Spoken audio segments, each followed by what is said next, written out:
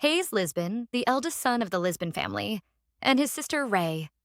Lisbon, the eldest daughter of the Lisbon family, both lost everything they have in an ongoing war with a neighboring country followed by an economic recession. The debt left to them by their father who just passed away, their mother who went into recuperation from the shock, and on top of that, their brother who got scammed and lost all his fortune. And to make things worse, they got thrown out of the house they relied on, leaving them with nowhere to go to. While on the journey, Hayes gives Ray her word that she will live a royal life after he takes care of business, and even promises to pay back all the debt they owe. Our mother will be able to raise her chin back up again, he says. With Ray lost in her thoughts, Hayes asks if she understands. She flinches and replies, yes. Further on into the bushes, Hayes says to her, I thought this was supposed to be a distinguished family. Why do they have a manor in the middle of nowhere? I wouldn't be surprised if a farmer came out to greet us, he said sarcastically. Hayes, she scolded. I'm just being honest. Sometimes you have to say things as they are, Hayes responds, but Ray tells him not to say that in front of them. They argue for a while, leading Ray to blame him for her inability to read. As they exchange words, Hayes raises his hand, causing Ray to flinch as she thinks he was just about to hit her again because whenever she talks back at him, he either hits her or yells at her. Looking through the window, she inwardly mentions that she feels suffocated and would like to listen to the rain. As they arrive at their destination, Hayes gets into an argument with the driver because he refuses to drive them further to avoid the rain. While he's still fuming with rage, Ray suggests they head inside, or they'll get sick. But the ever-ready-to-fight Hayes swears that he'll break the driver's legs if he ever runs into him again. They walk toward the grand building, both staring at it in silence before Hayes starts banging on the gate. Despite Ray's attempt to convince him that they might be at the wrong place, he continues banging until a man comes out of the house. On sighting the man, he gets chills all over his body and quickly introduces himself as Hayes Lisbon, adding that he's here to see the master of the household. Then, he rummages through his luggage searching for the letter he's supposed to present, but the man interrupts him and says that he's never heard of the name Lisbon from his master, so he has no choice but to ask them to leave. Just at that moment, Ray brings out the letter and hands it to the man, pleading for him to give it to his grace. After a stern stare at Ray and the letter, he finally accepts it and ushers them inside. Shamelessly, Hayes orders the man to show them their rooms and get the bathtub ready, while his sister sighs. To her surprise, the man asks if she'll also need any extra clothes or bath amenities. She responds by saying that she'd like to see his grace first, while inwardly noting that the man is acting friendly now. Dressed like that? The man asks. All he can see is a rugged, filthy-looking girl. She then requests that he deliver the letter to the master first, while acknowledging the delicious aroma of food spread across the house. Just before they know it, the master takes steps down the stairs, licking his lip on sewing Ray. The man immediately introduces them and reveals that they have brought him a letter. The master opens the letter and comes across the name Elliot Wester, so Hayes begins explaining that it's their grandfather who passed away last year, and they were told that he helped this master's family years back. He further adds that their family has recently had some issues, so he and his sister are looking for a temporary place to stay. Amid his explanation, the master cuts in, telling him that his sister is pretty. He even goes so far as to ask if she's engaged. Could this be love at first sight? He doesn't stop there. He walks towards her to ask her directly. After she replies that she's not, he grins and permits them to stay as long as they like. Tense, Hayes asks the master for his name, and he reveals that his name is Cloen Cassell. A week later, Ray reminisces on the fact that the rain hasn't stopped since they arrived at the castle. She notes that the longer they stayed inside, tucked away from the sun, the worse her relationship with her brother became. She and Hayes stopped speaking, what barely seemed to be a word, and even though he was the relatively lively one, he gradually lost his energy. The manor wasn't very considerate of her brother's picky taste, and they ignored all of his requests, no matter how big or small. Hayes's complaints about the castle grew. He wasn't happy with the number of servants at first. There's Lady Mary in the kitchen, Philip, the butler who let them into the castle upon arrival, Jack, who's in charge of the barn, and the gardener who stays in the annex. Except for these 4 people, there were hardly any servants around, and not only were they unfriendly and cold, but they also treated Hayes as if he were a pile of rubbish on the streets, and he was too loud and proud to take the disrespect shown to him. Another thing Hayes complained about was the master of the house, Cloen, who was very particular.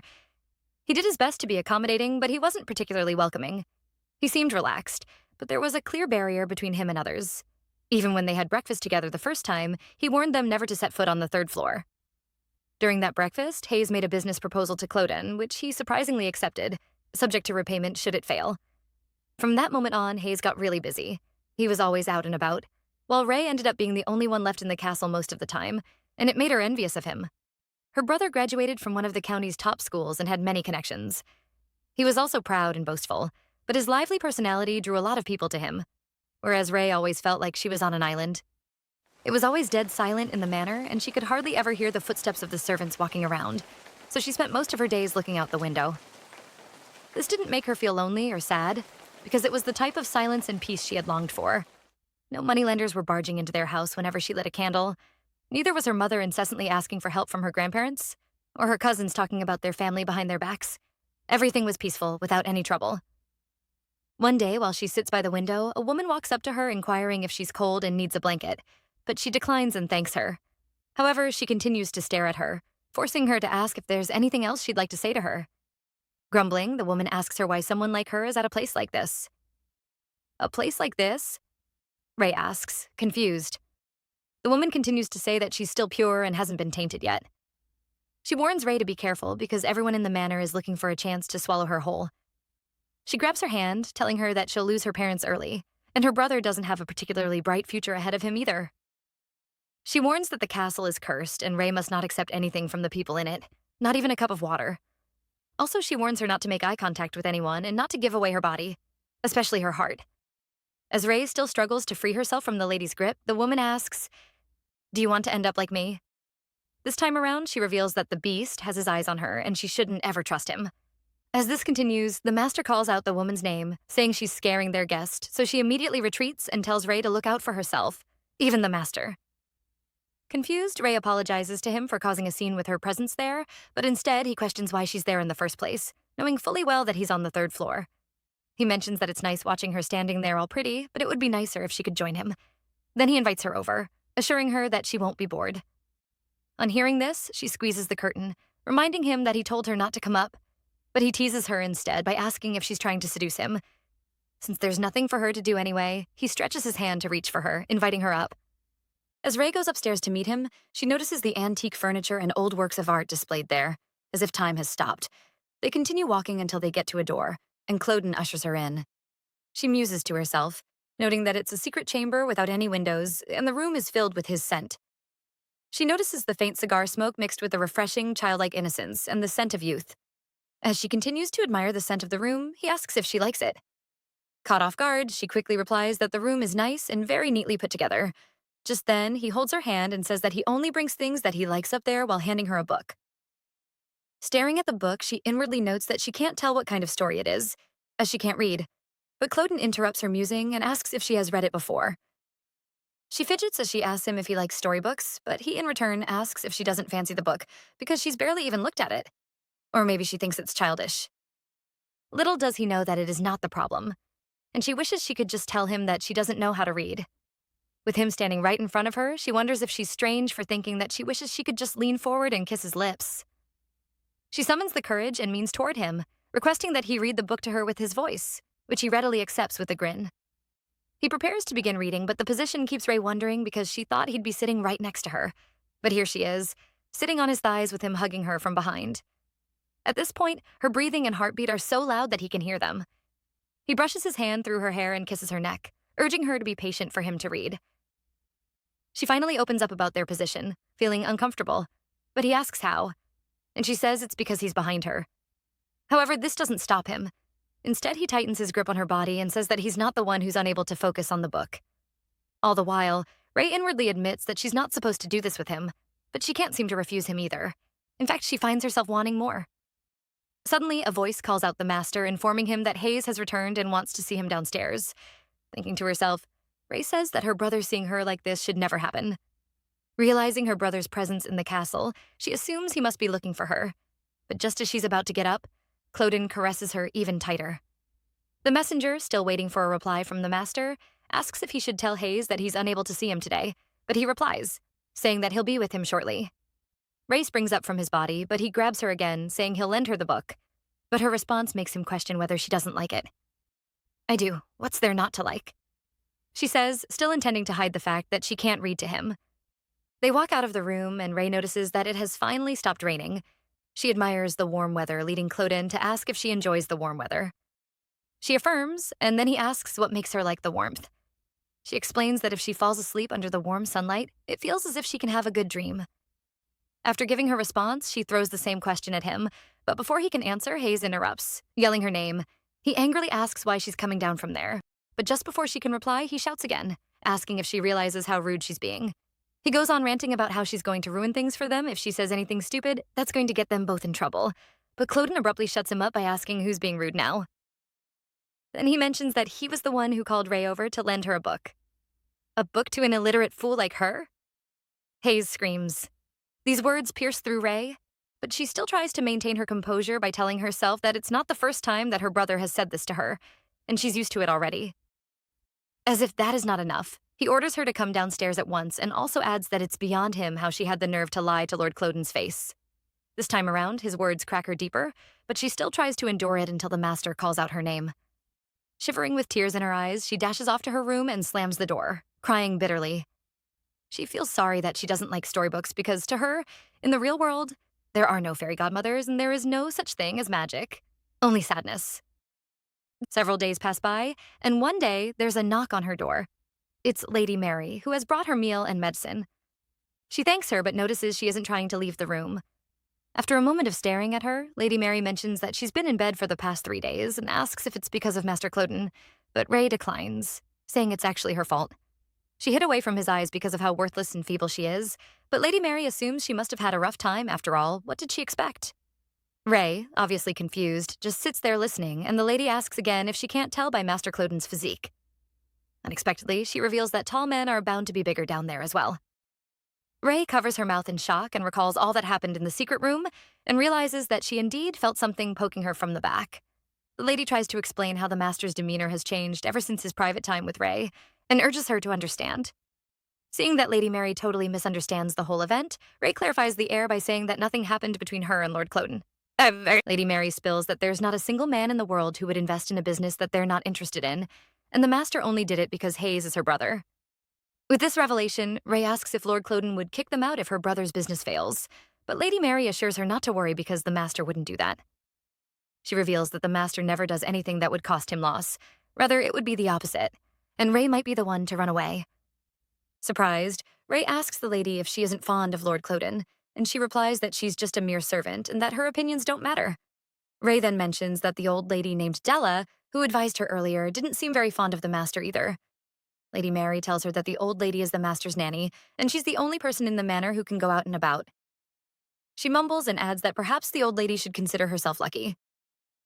On her way out, she gives Ray some advice, telling her not to be too spiteful towards Master Cloen and to just think of it as if she had finally found her person.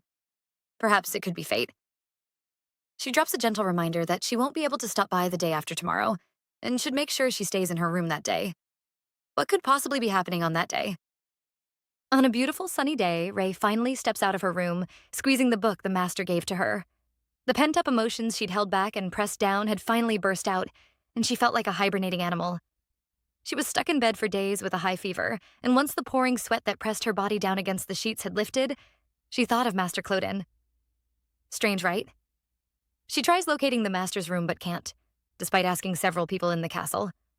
All she wants is to apologize for not telling him the truth, though she hopes she can do that before it's too late. Suddenly, she starts hearing his groaning voice from the room as if he's in pain. Then she begins banging on the door, asking if he's all right, but gets no response. She finally figures out a way to open the door and barges in, only to be met with a very disturbing scene of Lord Cloen unclad wanking. He questions her presence there, and after she reveals that she came to return his book, he just instructs her to leave it there. She tries to apologize, but she starts rambling halfway through, prompting him to send her out of his room. She leaves the room crying and wondering how he could be so cruel when he's the one who started all of this. She falls to the ground, crying bitterly, asking herself questions. What did I do so wrong? Not being able to read? That's not even my fault, she says as she sniffles.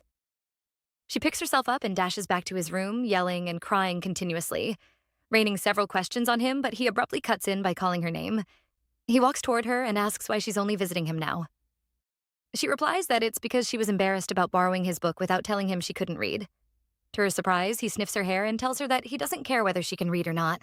He also acknowledges that she fooled him that day, but how does she expect him to interpret her intentions when she didn't show up the next day? He holds her closely and asks if she likes what happened between them the other day, and as soon as she affirms, he lifts her up in his arms and begins kissing her. This leads to an intimate moment despite all of Ray's efforts to stop him. He finally pauses and asks, "Ray, how are you so pretty?" She quickly recalls how often he calls her pretty, and it dawns on her that it's something that she's never heard from her own brother, not even from her parents. Meanwhile, Hayes is out of the castle, grumbling his way home with his ruined clothes caused by the rain. Apparently, he had another quarrel with a horseman over the payment he was offering. As he continues to walk home, a man approaches him and asks if he's going that way, pointing at the castle, but Hayes tries to shut him down, thinking his scheme is to beg for money. The man warns that it's dangerous over there and that no one in the village ever goes in that direction. But as always, he ignores the warning, saying that a mere farmer like him shouldn't be nosing around anyone's business. After walking past the man, he thinks to himself, his mother's illness is getting worse every day, plus he doesn't know what his business partner is doing or thinking. On top of that, all the goods that he got delivered for his business are defective. He's probably almost running out of investment money. At last, he makes it to the castle, calling for anyone who's around, but gets no response. He takes out a gift box and considers giving it to his sister before dinner, while hoping that she isn't still in her room crying. He continues to stare at the gift when Philip suddenly walks by, startling him. He requests dinner in his room, but Philip informs him that dinner is already over, and that he can make himself dinner with the leftover ingredients in the kitchen. Pissed, Hayes yells, asking if this is how rudely the people in the manor treat their guests. Furthermore, he explains that he walked all the way in the blistering cold, and reiterates that he wants his dinner prepared at once. They're all looking down on me, everyone's looking down on me, even an old man like this, Hayes says inwardly as he trembles in anger. Then he grabs a vase and smashes it on the floor, telling Philip to act like a servant if he's one. It is at that moment that Hayes gets the greatest shock of his life. Philip turns to him with his tongue out like that of a snake, warning him to behave well while everyone's turning a blind eye. Frightened, Hayes falls to the ground and immediately recalls the farmer he met on his way home and what he said to him about no one ever going in that direction. He rises and dashes off, thinking about his sister and the fact that they have to get out of the castle. He walks by the rooms, searching for her, until he finally sees her sitting alone. But as he moves closer, he realizes she's with Lord Cloen, and he frowns at how close they've become. Just when he tries calling out her name, he coughs and notices that he can't use his voice. It's almost as if there's something choking him. All the while, Lord Cloen and his discussion about his late return went on without noticing his presence in the castle. A moment later, Ray asks the master, "Cloen, if my brother's business fails and you lose your money because of it, you would end up hating me?" He assures her that there's no need to worry about that. And when she inquires why, he clenches her body and replies that he always takes what's rightfully his. As Hayes watches this sight, still struggling to use his voice, it dawns on him that Lord Cloen never cared about his business in the first place. He was only after his sister, Ray. Subsequently, Ray rises and suggests it's time she headed back, and she requests that Lord Cloen teach her the rest of the book the next day, but he declines, saying he can't do it on that day. He reminds her about their custom of not coming out of their rooms on a designated day. Curiously, she asks whether the custom he's talking about is something they have to keep, no matter what, having heard it was an old tradition passed down. Being that everyone in the manor seemed to hate the custom, she asks what would happen if one didn't participate in it. But his response only sparks more curiosity. He replies that if he happens to visit her room that day, she shouldn't let him in, no matter what. But before she can even ask why, he shifts his attention to Hayes, who's still struggling on the ground. He springs up but can't move his body despite his sister's efforts to talk to him. Despite him, Lord Cloen holds Ray close while kissing her hand, then asks Hayes why he isn't answering his sister and even assumes he must be exhausted. The look on the master's face makes him realize he's the one responsible for his predicament, but because he can't move, all he can do is glare at his sister. From his glare, you could tell that he isn't fond of his sister being so close to Lord Cloen. She hurriedly dashes out of the room, leaving both guys there. After she's gone, the master snaps his fingers, more like releasing Hayes from the stiffness of his body, and then he inquires about the state of his business. The only thing Hayes keeps telling him is to let his sister go because whatever rift he has with him has to do with his business, and his sister has nothing to do with any of that. Where would she go? You're not planning on making her sleep on the streets, are you? Lord Cloen asks. Hayes replies that she has places to go. Besides, she's way past her marriageable age, and he plans to send her off somewhere next spring. Who are you going to send her to? The master asks with a very scary demon-looking gaze, but at this point, Hayes was already seriously trembling in fear. Meanwhile, Ray is in her room reminiscing on what happened earlier. She actually thought her brother was going to yell at her, but probably held himself back because he was standing before Lord Cloen. Little does she know that the situation was way beyond his control. Amid her musing, Lady Mary interrupts, reminding her that starting at midnight, she must not come out of her room till tomorrow evening. She breathes a sigh of relief on hearing that the master informed Ray about this custom himself, but Ray curiously asks if there's a problem. Lady Mary assures her that there's no problem, and urges Ray to inform her the day after if there's anything she wishes to eat, because she doesn't want her wandering around looking for her. She exits the room after laying out all the instructions, but Ray can't help but think about how strange it is for everyone to act so mysteriously. The so-called customs of the castle, not being unable to step out of the room on a designated day, seem really strange because everyone kept saying different things about the reason behind it. However, on the said day, she doesn't hear any sweeping, and it's just as if everyone in the castle has disappeared. Not a single creature stirring, not even a mouse. The whole castle just fell dead silent. Even when she asked Lord Cloen earlier, she didn't seem to understand what he meant by his response. Nonetheless, she just assumes they're not telling her the truth because she's a guest, or maybe because they feel it's unnecessary to explain it to her, since it's a general rule of thumb. But except for this so-called custom, desserts that entice her taste buds, being able to learn how to read, and the person who looks at her as if she's the loveliest person in the world whenever they lock eyes, all make her happy. Just as she decides to stop thinking and go to sleep, there's a loud bang at her door, and her brother's voice screams her name to open it immediately. Her mind races with several thoughts. Why is he calling her at this hour? Did she do something wrong? Or is he trying to scold her for getting too close to the master? He continues banging on the door until she finally opens up, and then he walks in, crying bitterly. Worried, Ray asks what happened to him and what exactly is going on, but he grabs her, saying that there's no time for all the questioning and that they have to get out of the castle immediately. This statement sends chills down her body, leaving her confused, but her brother pulls her hand instead and runs out, still insisting there's no time. Still trying to comprehend the situation, Ray asks if he lost all of Lord Cloen's investments, but Lord Cloen replies that the money wasn't worth anything to begin with, so she should forget about it. Hearing this, she smacks his hand off hers and reminds him that the money is what it cost them to be here. Then she asks him again what he did with the money. Angered, Hayes slaps her and questions her audacity to speak to him in such a manner. Furthermore, he asks her if she honestly thinks that the master has feelings for her, and as if that's not enough torment, he reveals that the castle is the devil's den. He also adds that Lord Cloen is the master of all the monsters in the castle, and he's trying to swallow her up whole. It's obvious that no one in Ray's shoes would believe such a thing, and this makes her question if he's drunk or trying to run away, because he's afraid of taking the blame for failing his business again. To his surprise, she smacks his hand and insists that she's not going anywhere, but this only angers him further, and he curses at her. He tries to convince her that she's been completely fooled by him, but she still thinks that he needs to go and beg Lord Cloen for forgiveness. "Where do you even plan on going this time?" she asks, noting that there's no other place they can go to. She explains that she likes it in the castle and everyone's so nice to her, but Hayes interjects, saying that it's because they're all trying to eat her up.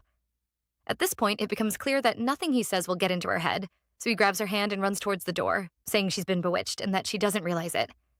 He says that he's her legal guardian when their parents aren't there, so she must do as he says. He also adds that this is their only chance to escape.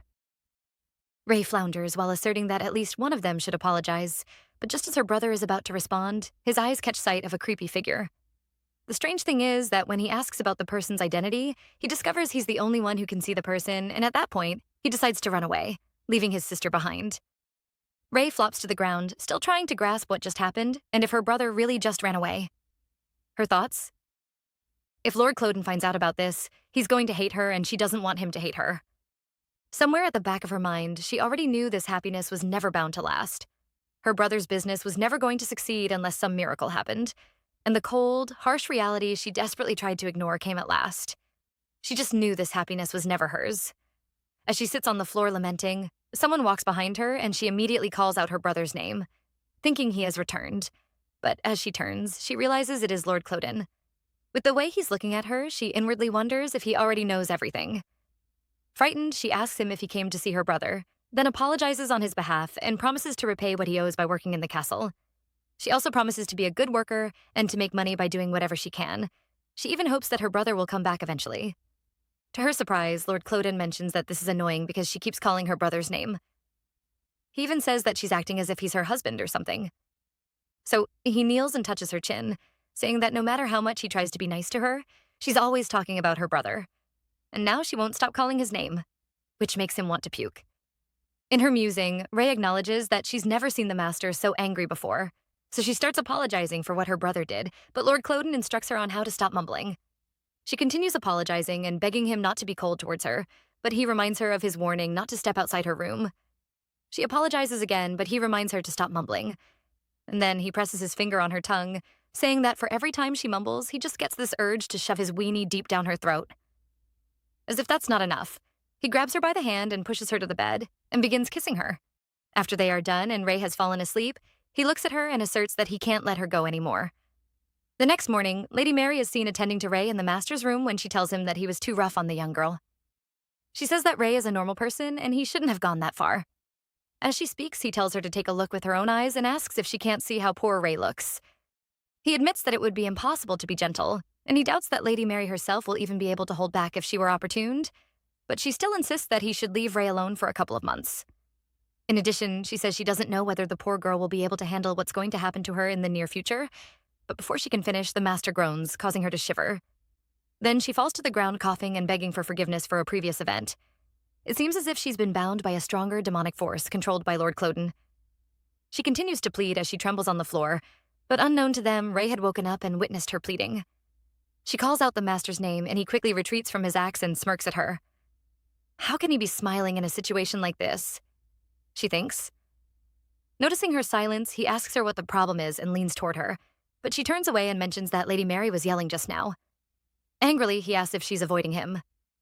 She notices his gaze and quickly apologizes by saying that she didn't do that on purpose, just that she was startled, but he just stares at her without saying a word. Then he suddenly rises from the bed.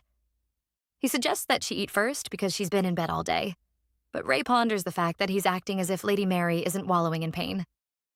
She finds it strange and more disturbing as she seems to be the only person who's confused by the situation.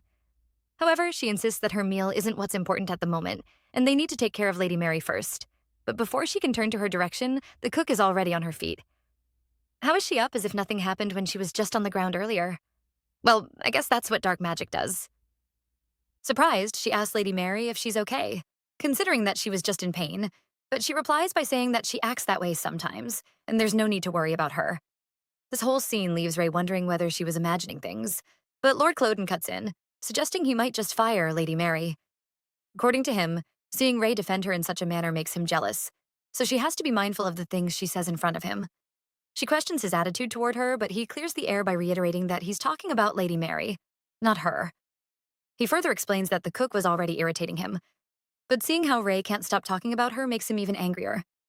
They discuss for a while, and in summary, he urges her to give in, because if she can do that for him, they'll get along pretty well as lovers. Just as she's about to speak, she notices the sparkle of the piece of jewelry on her ankle, given to her by Lord Cloen. He reveals that he made it himself, and now she wishes she could do something for him too, but she has nothing. However, he reminds her that all she has to do is give in to him, and she readily agrees. This gesture of hers leaves him bewildered because he thinks that after making her go through all of that, she should slap him across the face, curse him out, and run away far away from the palace as fast as she can. Yet, she's embracing a vicious beast that's tearing into her flesh. He likes her, but can't help that it annoys him. We find out that a long time ago, Lord Cloen was cursed by his godfather to have eternal life and become a monster who couldn't escape the castle. The man who cursed him passed on right after saying those words. After that, Lord Cloen thought he'd be able to lift the curse in no time. But all his efforts proved it impossible. And now he's the only wizard left in the world. When he was little, his godfather revealed to him his secret of being the sole surviving wizard, but kept one thing back: his source of power. Turns out that the resources for this power were infinite, and once he found out about this, he wanted all the power to himself. No matter what he did, he couldn't seem to lift the curse, and his estrus cycle certainly made him feel like one. The curse affected those around him as well, and eventually consumed their lives. Now he can't even escape the castle, even if he wanted to run away. He's just like a beast on a leash. Presently, sitting in his room looking all gloomy, Philip inquires if his body is acting up again. But instead of answering the question, he asks about Ray. He learns that she's out on a picnic in the garden and suggests that Philip let her be, rather than bring her over. As Lady Mary attends to Ray during her picnic, she wishes that Lord Cloen could have joined them, but Lady shares that the master is awfully busy. As the lady quickly runs off to get more water, Ray comes across the gardener, and then she offers him some sandwiches. Later, the gardener goes to the basement where he meets Philip, who questions whether he's supposed to be in charge for the night and discharges him afterward. The gardener mutters a word, and this leaves Philip thinking because he hasn't heard the guy speak for the past 50 years. Apparently, the gardener has come to inform him that Ray requested blue roses, but Philip immediately warns him to be careful, lest he end up like Hayes, who will not live long.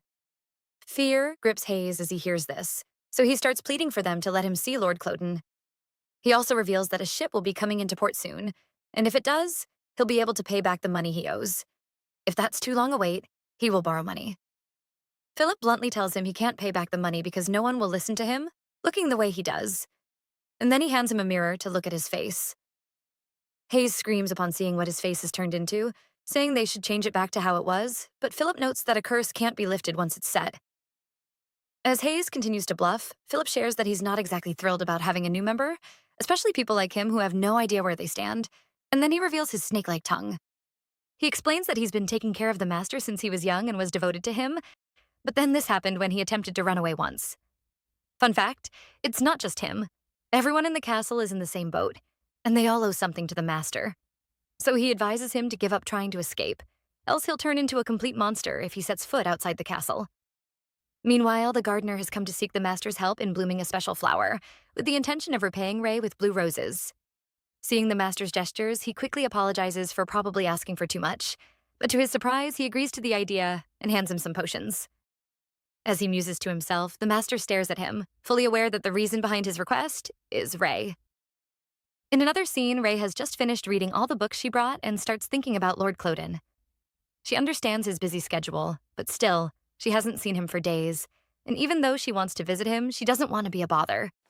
It suddenly starts raining again, so she moves toward the window to watch the rain, but her eyes catch sight of something, causing her to hurriedly run downstairs. She flaps open an umbrella and heads outside to take a closer look at the blue roses. She appears stunned at the sight of them because she always thought that blue roses didn't exist, just as her brother always said. While she continues to fantasize, the gardener walks right behind her, catching her off guard. Shocked, she lets go of the umbrella and falls to the ground, wondering if he heard her talking to herself. She quickly rises and says this is the first time she's heard him speak. Then he asks if she likes the flowers and reveals that they're a thank you for the sandwiches. Suddenly, Lady Mary screams her name, telling her to come inside because she's getting wet. But Ray thinks she might have misunderstood, so she promises the gardener she'll explain. She thanks him for showing her the flowers, then walks back inside and immediately explains to Lady Mary that she tripped by herself. Glaring back outside, the lady asks her if she's trying to send her to her grave. All the while, the master seems restless in his room. With memories of Ray in his mind, he even goes as far as sniffing the clothes she used in his room. On the other hand, while Ray takes a shower, she pauses to ask Lady Mary if she feels all better now. All better? The lady asks, confused. Then Ray mentions that she was sick not quite long ago and asks if she saw a doctor. Lady Mary waves it off, saying that it's nothing, so she doesn't need to worry about it. In a bid to help out, Ray asks if it's because there aren't any doctors nearby. She also suggests that the lady take a couple of days and go to the city, and then she even offers to ask Lord Cloten for a carriage. The lady replies that she barely even remembers the last time she went out. Then she begins asking questions that go back years. Ray even inwardly says that Lady Mary acts as if she's someone from the past. After the shower, the lady escorts her back to her room and leaves afterward. Just as Ray is about to go to bed, the master grabs her to the bed and asks why she's so late. Almost immediately, he falls asleep, leaving her to her thoughts. The next morning, he wakes up and stares at her while she's still asleep. She, on the other hand, is having a terrible dream about a snake that's just about to swallow her up whole. She tries to run away but falls down instead. Coincidentally, the snake in her dream has the same eyes as Lord Cloten. For a moment, it stops and glances at her, then twirls its tail around her and lifts her high up.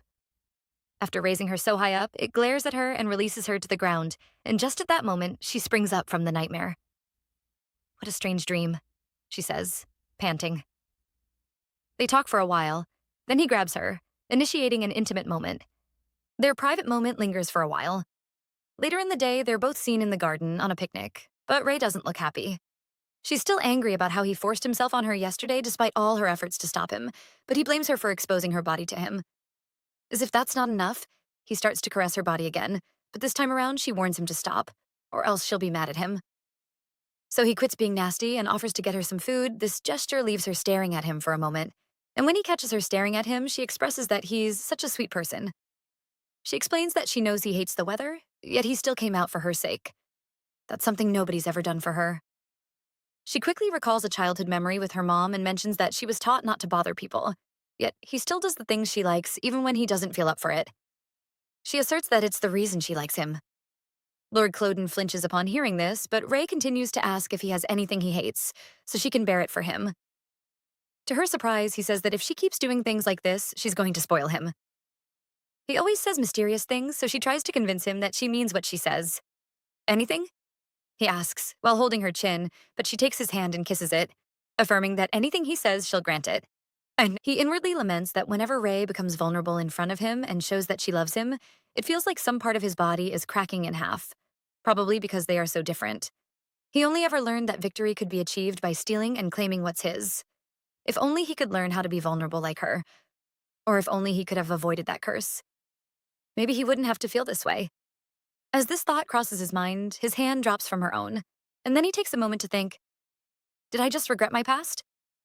He's never regretted anything in his life, even his course. He has only gotten mad about its inconvenience, but he has never regretted it. Then he recalls the curse again. The sound of birds flapping their wings draws him out of his musings, but then he suddenly starts looking unwell, causing Ray to inquire about his health. Before she can even finish asking her question, he begins caressing her body, saying that it's too late for him to become a good person now. He also adds that he'd rather turn her into someone just like him. Meanwhile, Hayes is still locked up in the basement, where Philip and Lady Mary are on their way to release him, but not to set him free. Rather, they say it's time for him to say his greetings. As they walk back into the castle, Hayes thinks to himself, saying that it's foolish of them because he can actually take them down now that his hands are free. He mentions that one is an old man and one is a middle-aged lady, so he can easily take both of them down. He asserts that he needs to get away because he can't just end his life here, and all he has to do is push them off the stairs. But just as he's about to do that, Lady Mary turns to inform him that henceforth his name will be John. He insists that his name is Hayes Lisbon, but she tells him that there's no one there with that name anymore. Then she gives him a piece of advice to try not to act all arrogant in front of the master, because if he does, he won't even be able to imagine what he will do to him. He yells for them to explain things to him to better understand, but they simply ignore him. Angered, he says that they are not even listening to him, and they are treating him as if he's some pile of garbage on the streets. But all the while, Lady Mary and Philip just stand by the corner whispering to themselves. Hayes considers escaping first while they are not paying attention, but then he suddenly overhears his sister's voice in the room, talking to Lord Cloen. He recognizes his sister's voice. Sharing a romantic moment with the master, he can't help but think that while he was locked up in the dungeon, she was busy fawning over the monster like a dog and even abandoning her own brother. He dashes into the room to confront her, but realizes a spell has been cast on him, and he can't seem to say what he has in mind. He keeps saying what the spell directs him to. It gets so bad when he realizes that his sister does not even recognize him. Why can't Ray recognize him? He asks himself. He admits he turned into a monster, but she's still supposed to recognize her sibling. Seeing all this, Philip steps in, apologizing on his behalf, and introduces him as John, a new servant to help with the chores around Cassell. It's okay. I was just startled. Nice to meet you, John, Ray says. As they trudge out of the room, Hayes reflects on the things Lady Mary said to him on their way there, which he took as a joke. He asserts that he needs Ray by his side to at least plan an escape because he can't give up easily. He's certain that even the most vicious snakes go into hibernation, and Lord Cloen is bound to have some weakness. He only needs to find the right timing. As the day continues, Ray takes a leisurely stroll through the castle and unexpectedly stumbles upon a childhood picture of Lord Cloen. He walks up to her to ask what she's staring at, and she replies that she's looking at his portrait, which is so cute. Then she poses a question. What kind of kid were you when you were you? She requests that he tell her about his childhood too. So, he begins the tale telling. His parents passed away in a carriage accident, and his professor, who took the initiative to become his godfather, was always an arm's length apart. His nanny took his side no matter what he's done, the people around him who turned a blind eye, and his so-called friend who always blabbered the same thing like a parrot, he couldn't stand them all. He tells her that he can't really remember the details, and all he remembers are the bad parts. He adds that there was not a single enjoyable thing about his childhood, so he doesn't know what to tell her. He brushes his hand against her cheek and says that there hasn't been a single boring moment ever since she came.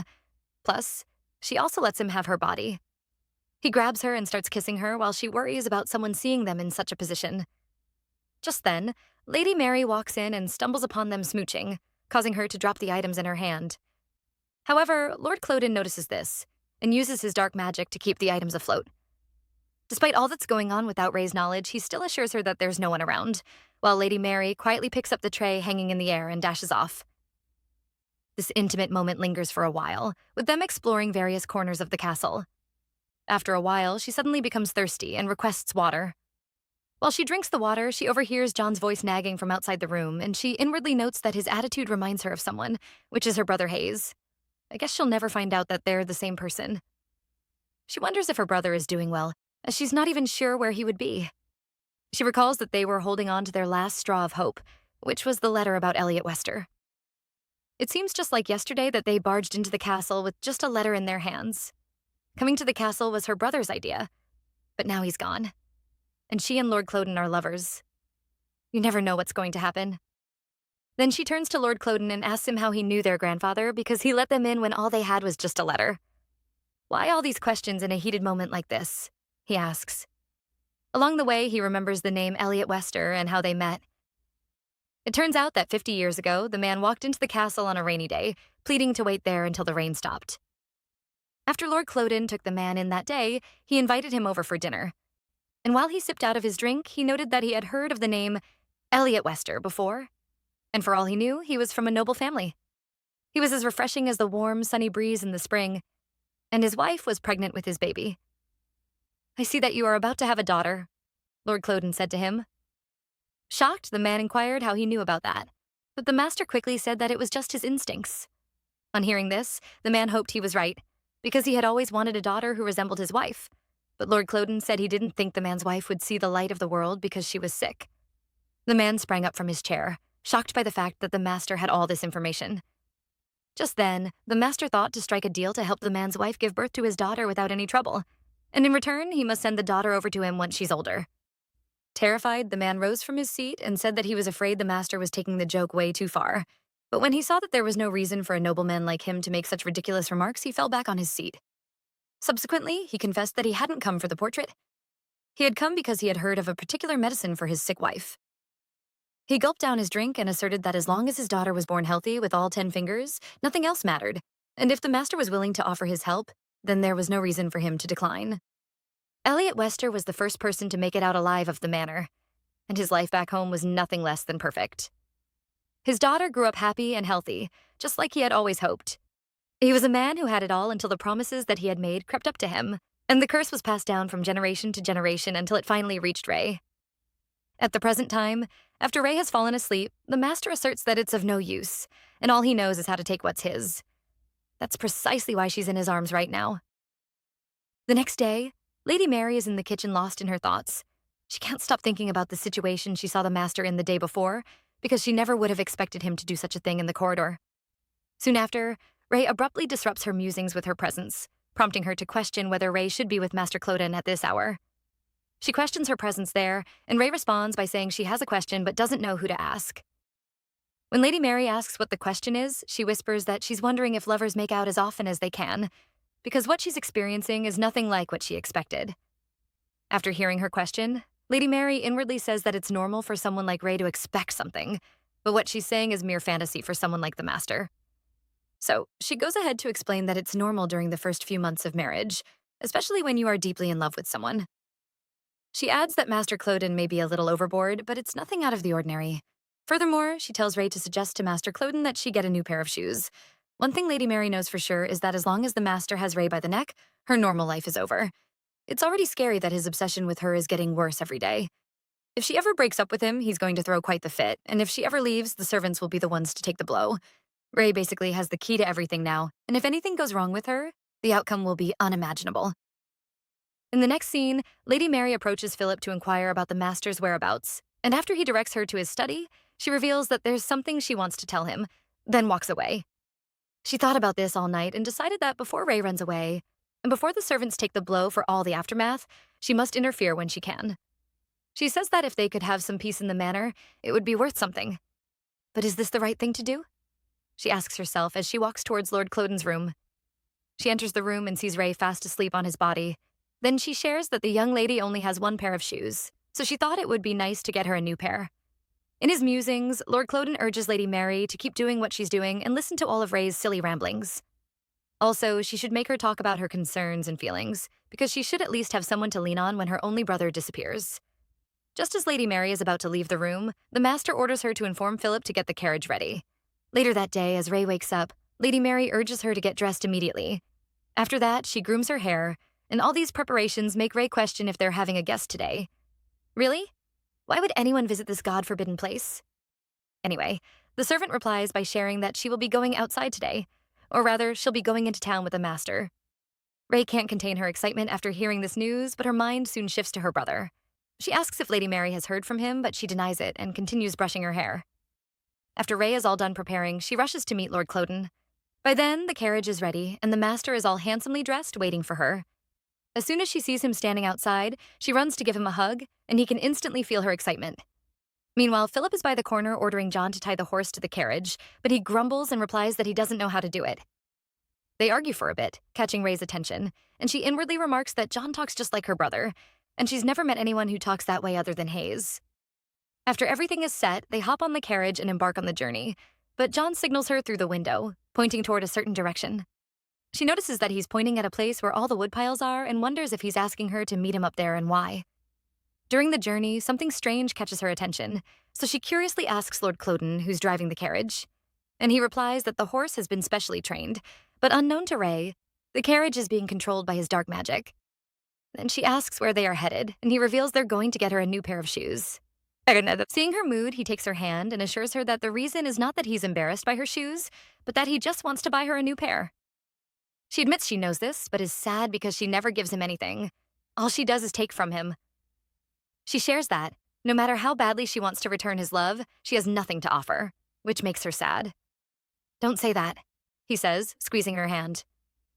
He adds that the fact she's saying this makes it sound as if she's by his side because she's indebted to him. He explains that he knew Hayes would never be able to pay back the money from the start, and he only helped him with his business because he wanted to leave a good impression on her. He teases her and says that money isn't what's important to him after all. It all worked out in the end, and you can tell by the way she's sitting on top of him. As they arrive at their destination, Ray stomps out of the carriage, frowning, but Lord Cloen suggests they take their time to look around since she wanted to come out. "Would you grant me the honor of escorting you, milady?" he asks, taking her hand. A few hours later, while they are still out in town, they take a break to munch on some food while Ray expresses her gratitude for all he's gotten for her already, although she thinks it's a bit too much. However, he bluntly says it's not enough, and that's what he does for someone he likes.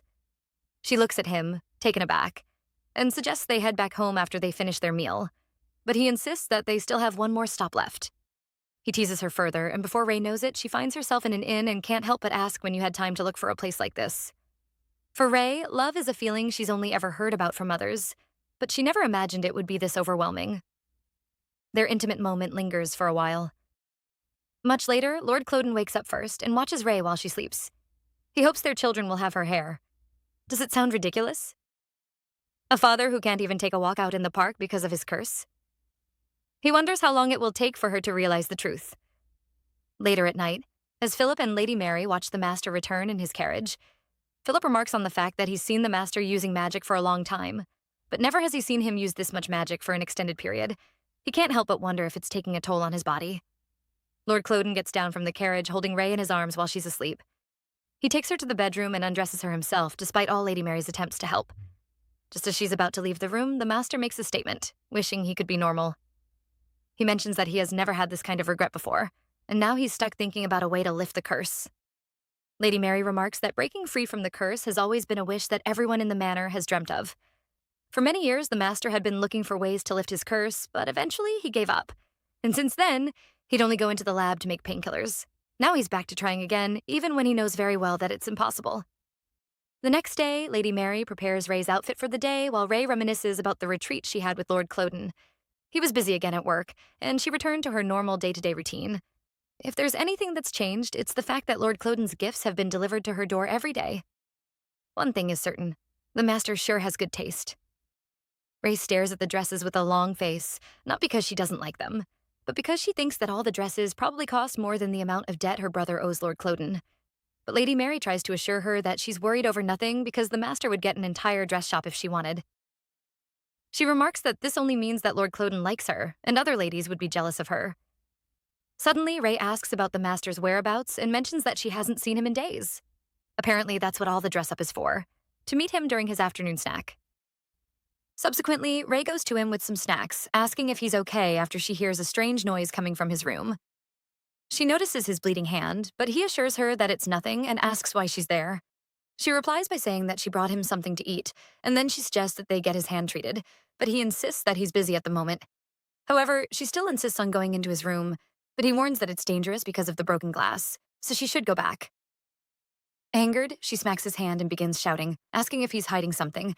But amid the heated moment, the plate of food she was holding falls to the ground and shatters. With a deep sigh, she bends down to pick it up while asking herself what she just did.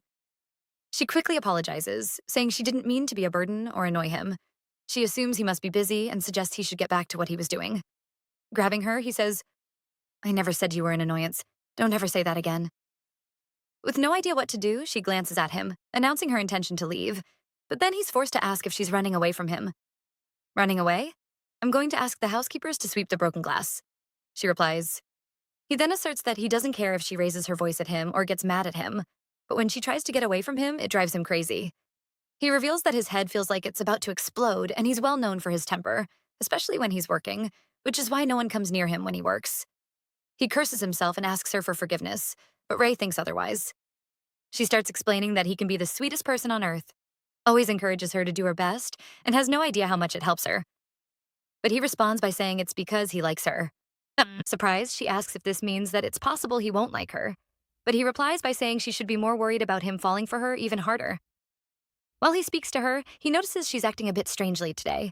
But when she tries to explain, she accidentally touches his injured hand, prompting him to ask to be treated by her. As she begins treating him, he just stares at her, compliments how beautiful she looks, and asks if she dressed up just for him, but she ignores him and turns away. Seeing her in this mood, he explains that just like how she wants to be beautiful in front of him, there's a side of him he doesn't want to show her. However, she's scared that he might change and end up not liking her anymore, but he assures her that such a thing will never happen. Instead, he should be the one asking her not to change. Ray shares that her love was always one-sided, and she thought it'd be that way for the rest of her life. But to her surprise, he liked her back for the first time. This has never happened to her before. So why would she ever change? She asks. He hugs her and inwardly remarks that this feels like a curse that he never wants to break free from. On a beautiful sunny afternoon, Ray wanders in the garden, admiring the blue roses, which appear particularly big, while also searching for the gardener. Suddenly, she hears a rustling sound behind the flowers and is glad, thinking she has found the gardener. As she steps closer, she realizes it is John, and he addresses her by her last name, even though everyone else calls her Ray. She greets him, but he starts rambling, saying that normal people aren't able to grow such flowers. While crushing the flowers, he says that blue roses don't exist, and that maybe only a monster could make something like this. Amid his rambling, he feels a smack on his head with a stick, but before he can know what's happening, Jack, the gardener, pushes him to the ground and starts punching him despite all Ray's efforts to stop him. While beating John up, he wonders if Ray has already found out the truth from what he said earlier. Even though John is being beaten up, he still goes on bluffing, claiming that he knows the kind of tricks the gardener is playing. Meanwhile, inside the castle, Philip has just gone to give the master his medicine. We learn that the side effects of Master Cloden's curse get stronger when it's a full moon, but this time around it's happening too soon, and it's not even a full moon yet. Philip thinks that it's probably because he used too much magic. However, he's glad they have the medicine to ease his temper.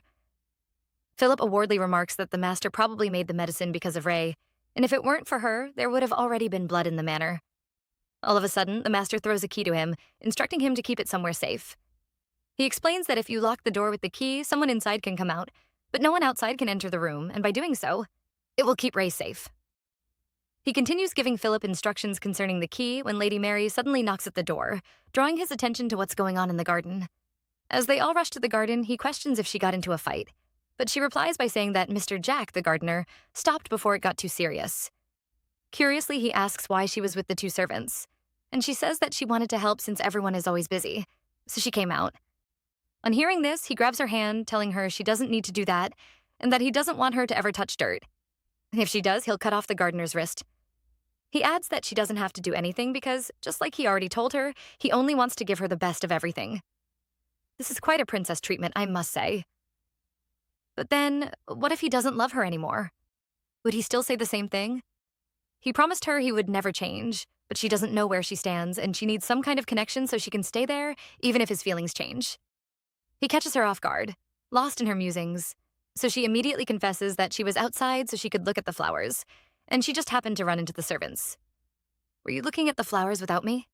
he asks, but this question comes as a shock to Philip and Lady Mary, as their master has never liked or enjoyed doing such things.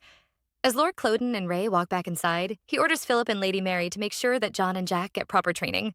Although we all know that it is that time of the year when the curse gets stronger and that the medicine only helps him to ease his temper, it was expected that the master at least rip off John's tongue or make the gardener go blind.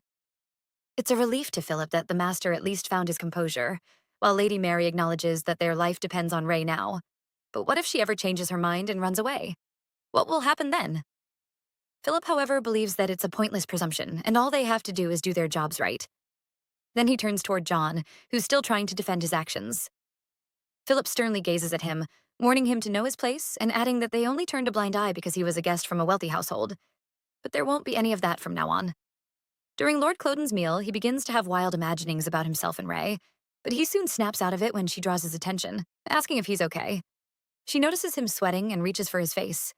Then she rises from her seat and heads to the kitchen for water and a towel to help with his fever.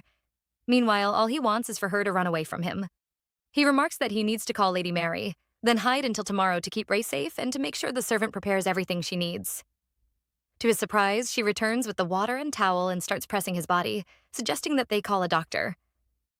But he flops on her body, expressing his feeling of nausea and thirst. "If only I could take just a tiny sip, then maybe I'll feel all better," he says, holding her closely. "You are sick right now. Calm down," she says. But he teases her by saying he meant that he wanted a sip of ice-cold water. After teasing her for a while, he orders her to go back to her room and not come out until the next day because of the customs of the manor. So, she mumbles and asks if this means that she won't be able to see him tonight, but he gives her no response. Then she suggests they spend the night together, but before she can finish, he calls on Philip and Lady Mary to take her back to her room. Just before she leaves, he calls her back and says that if he happens to visit her bedroom tonight, she should not open the door, no matter what. Confused, she asks what he means, but he makes a promise to her instead of answering. He promises to take her somewhere fun if she can keep her promise not to open her door for him. As Lord Cloen steps back into his room, he falls to the ground, coughing out blood due to the intensity of the curse. Meanwhile, as Ray is being escorted, she can't stop thinking about the strange favor the master requested of her. But Lady Mary reassures her that it's because the master has a plan. Being that the master is very fond of her and is doing all this for her sake, they urge her to abide by his wish. So she reluctantly walks into her room, and then Philip locks the door with the key Lord Cloen gave him earlier. He hopes everything goes smoothly this time around. Within the confines of the room, Ray thinks to herself. It's not unusual for Lord Cloen to be acting so secretive, but to make a promise like that is quite fishy. Plus, he looked sick. She can't wait for all this to be over. Meanwhile, Philip and Lady Mary can't seem to find the master anywhere in the castle. Lady Mary starts to imagine the worst that could happen if he had gone to Ray's room, but Philip exhales and reminds her that the master said he'd prepared a strong spell and would be able to protect Ray no matter what. It's a relief hearing this, but Lady Mary insists they check Ray's room just in case. It's true that when a starving beast is hindered with food right in front of its nose, no one is going to be able to take the wrath. On the other hand, Ray has just woken up from a nightmare, so she decides to drink some water. Just as she pours the water, there's a knock on the door, and it's Lord Cloen. He asks if she isn't sleeping yet, and she replies by saying that she just woke up and will be going back to sleep.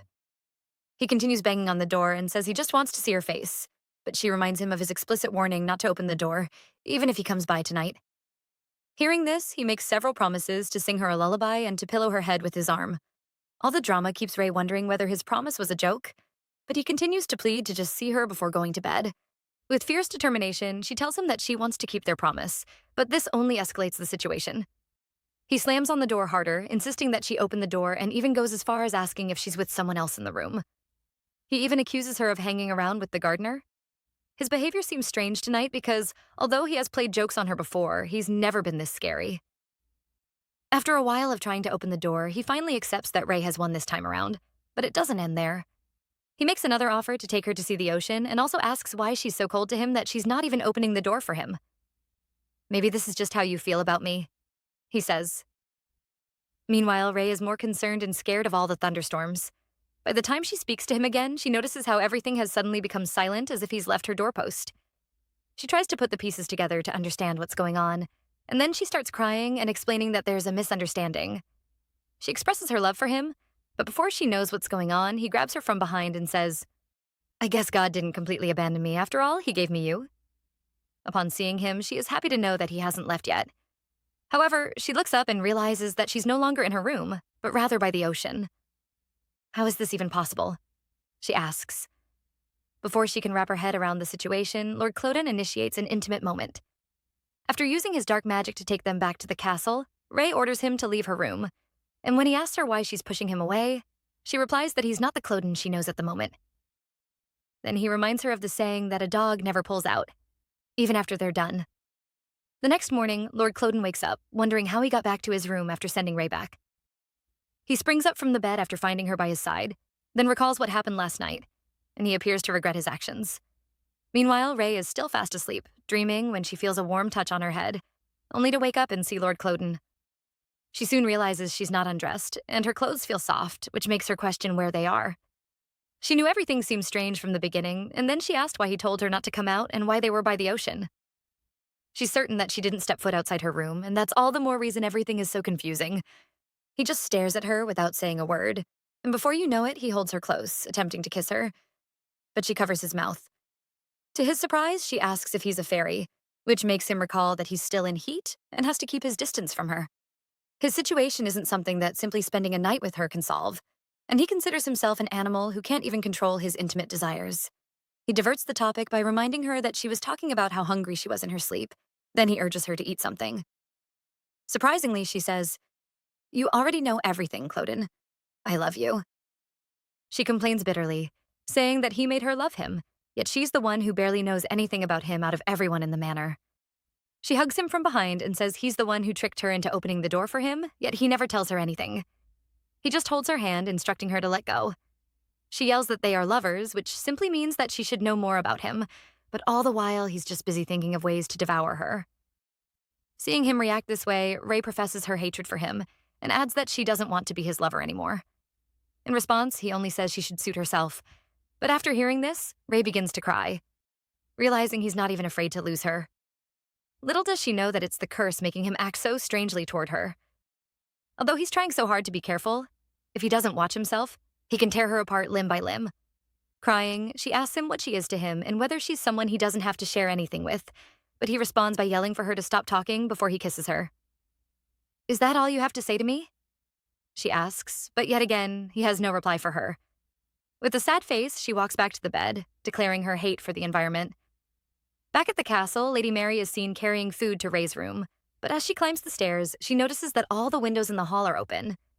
It occurs to her that this is Ray's floor, and her greatest fear might have just come to pass. She quickly runs to Philip, who's outside with John, to report that Ray isn't in her room and all the windows in the hallway are shattered. She screams, saying that Master has done it again, just like the last time. Upon hearing this, John asks her what she means and if she's talking about his sister. Furiously, he asks if the Master did something to his sister or if he's trying to make a monster out of her as well. But Lady Mary shuts him up. Still, he insists that they would rather take the lives of himself and his sister instead of making them more miserable than they already are. Lady Mary laughs and asks him if that's why he tried to run away and leave his precious sister behind, but he denies it and says he was going to come back for his sister as soon as he found someone who could help them. So she reveals her monster tongue and asks him what he would have done if Ray became a monster while he was gone. They continue to exchange words until Philip stops them. "This isn't the time to quarrel," he says, while letting out a deep sigh. Just at that moment, Ray and Lord Cloen walk back into the castle, and Ray mentions that she's tired and will be in her room. The servants, unable to comprehend what's going on, just stare at her. Mary walks into the room quietly, noticing that Ray is still trying to get ready. Without hesitation, Mary offers to help her get dressed, knowing that Ray might need the assistance.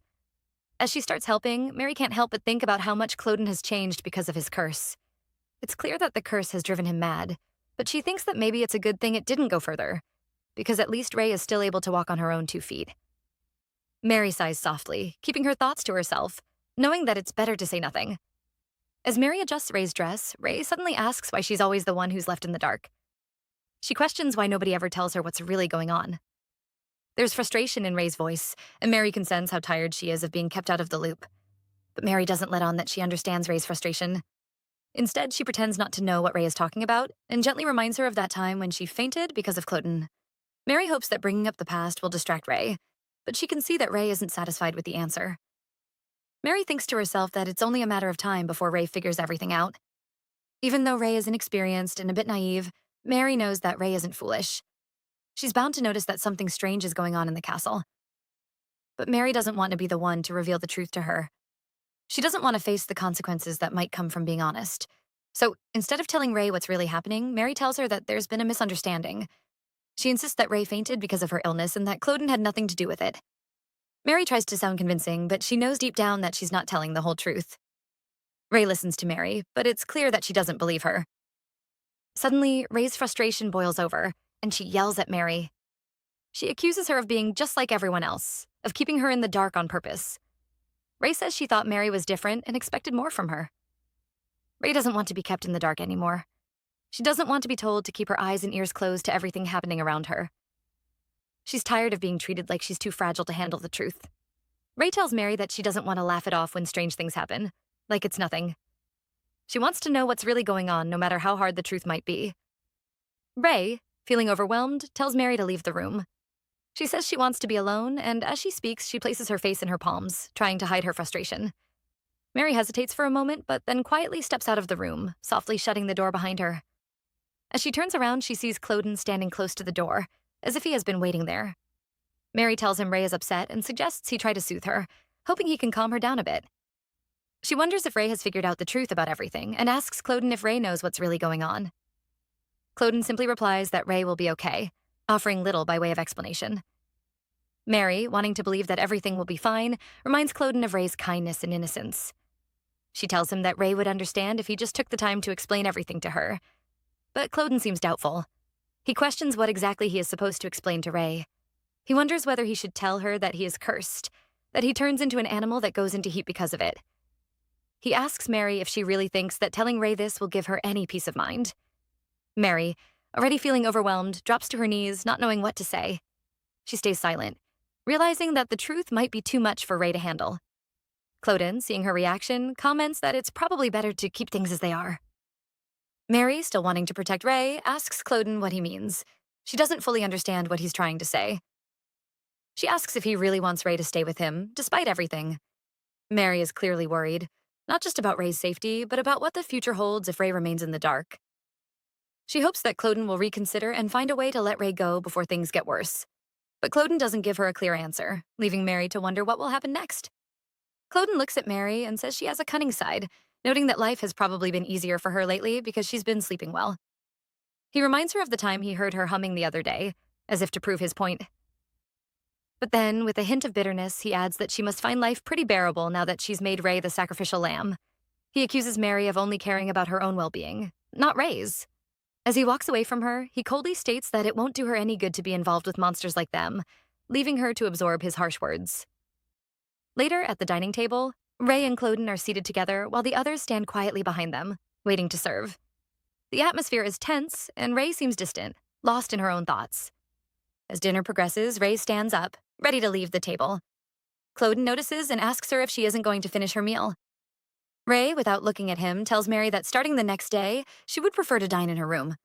She says she wants to be alone, making it clear that she needs some space.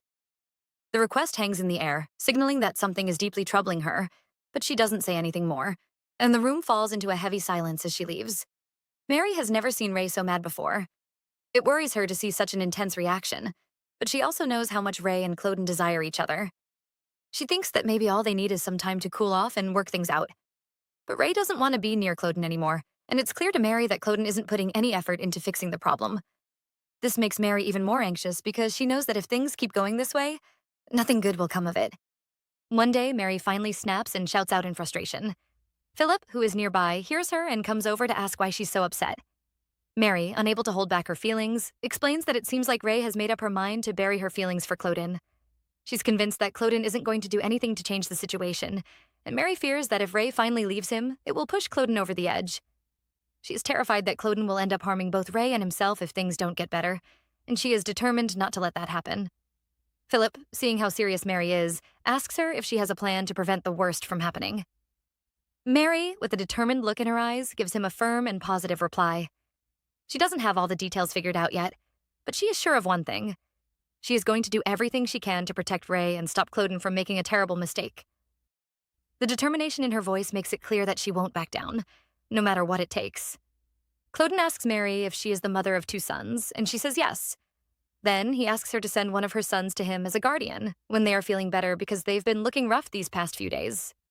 When Mary's family is dying from a deadly plague, she rushes to the castle in a desperate attempt to find help. The mysterious owner of the castle shows her kindness and gives her a miraculous medicine that saves her family.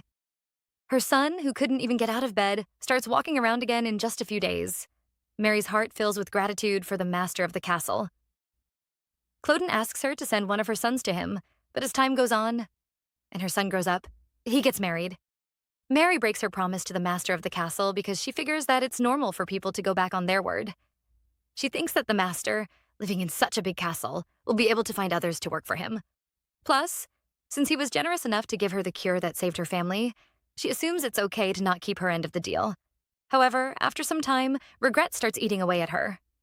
She goes back to the castle, bangs on the door, and pleads for forgiveness, begging the master of the castle to help her once more. When she realizes she's been cursed, Cloen tells her that he can't help her and that she should have kept her promise. She mumbles that she never would have taken the medicine if she had known this would happen. Then Philip comes in and asks her how long she plans to stay like that, while handing her a bowl of soup. As time goes on, she starts to think that maybe her mind is getting better, or maybe she's just getting used to the pain. Working in the castle, she tells herself that she's making up for breaking her promise and that her family will be closer to God because of her sacrifice. Later, she knocks on Cloen's door, saying that she has brought some tea for Ray's cold, but Ray refuses to open the door for her. Cloen remembers Mary's earlier comment about him only caring about his own well-being and not Ray's, but all he says in response to Ray's refusal to open the door is, "So what?" Even though Cloen is the one who gave up on breaking the curse, Ray is the reason he changes his mind. Mary doesn't want to let go of that, so she insists that Ray sounds like she's come down with a terrible fever. Mary doesn't care if people call her sly or cunning. For her, the line between good and evil has long been blurry. She doubts that Cloen will give up on Ray, so she says Ray will open the door for him. As Mary walks down the stairs, she hopes they will soon make up. She thinks about how they are all lonely souls gathered inside this cursed castle. They need Lady Ray and the manor to help them free themselves from being monsters. She believes that Ray, only Ray, can help them finally understand what it means to feel human. Cloen walks into the room carrying the tea that Mary prepared for her. He places the tea gently on the table. Ray, still feeling weak, apologizes and asks Cloen not to leave her alone, even though she isn't fully aware of what she's saying. After a while, Ray sits up and asks Cloen why he is there. She notices a smell and wonders if Lady Mary has stopped by. Cloen feels her forehead and says he doesn't think she has a fever. He offers her a cup of tea. Ray then mentions that her stomach hurts, her shoulders and back ache, and her legs and hands are sore too. While she's talking, Cloen leans in and kisses her. She responds to the kiss, and as they're kissing, she thinks to herself that it feels like the empty part of her heart is finally becoming full. She doesn't care if the first person who truly sees her is a monster. Even though he's sweet and kind, she wouldn't mind if he wanted to eat her. Lying unclothed on the bed with Ray, covered in a warm blanket, Cloen talks with Philip. He says he knew he'd end up in this situation, even though it took him a while to get here. Cloen admits there's nothing more he wants at the moment and asks Philip if he's having any regrets about his decision. He can sense it, feeling that the walls he's built around himself for many years are slowly starting to crumble. At first, he saw Ray as just a new toy to keep him entertained, and now he almost feels bad for keeping her captive. At the dining table, Ray thanks Mary and apologizes for yelling at her the other day. She tells Mary she really appreciates everything she has done for her. Ray insists that Mary shouldn't mention it, saying she was wrong too and that they should move on. Ray then asks Mary if she was able to talk to Cloen, noting that she believes a good conversation can solve almost anything. Mary shakes her head and says she hasn't talked to him yet. Ray wonders if she should try talking to Cloen herself and ends by saying she feels like a coward for not speaking to him sooner.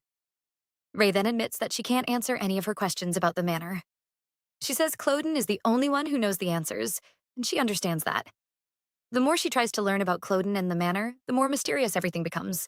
But now, being with him, the raindrops falling outside feel like a blessing, while being alone makes the sunshine seem too harsh.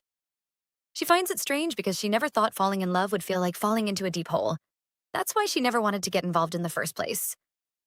Now, though, she laughs and cries because of him, and she concludes that she's already been tamed.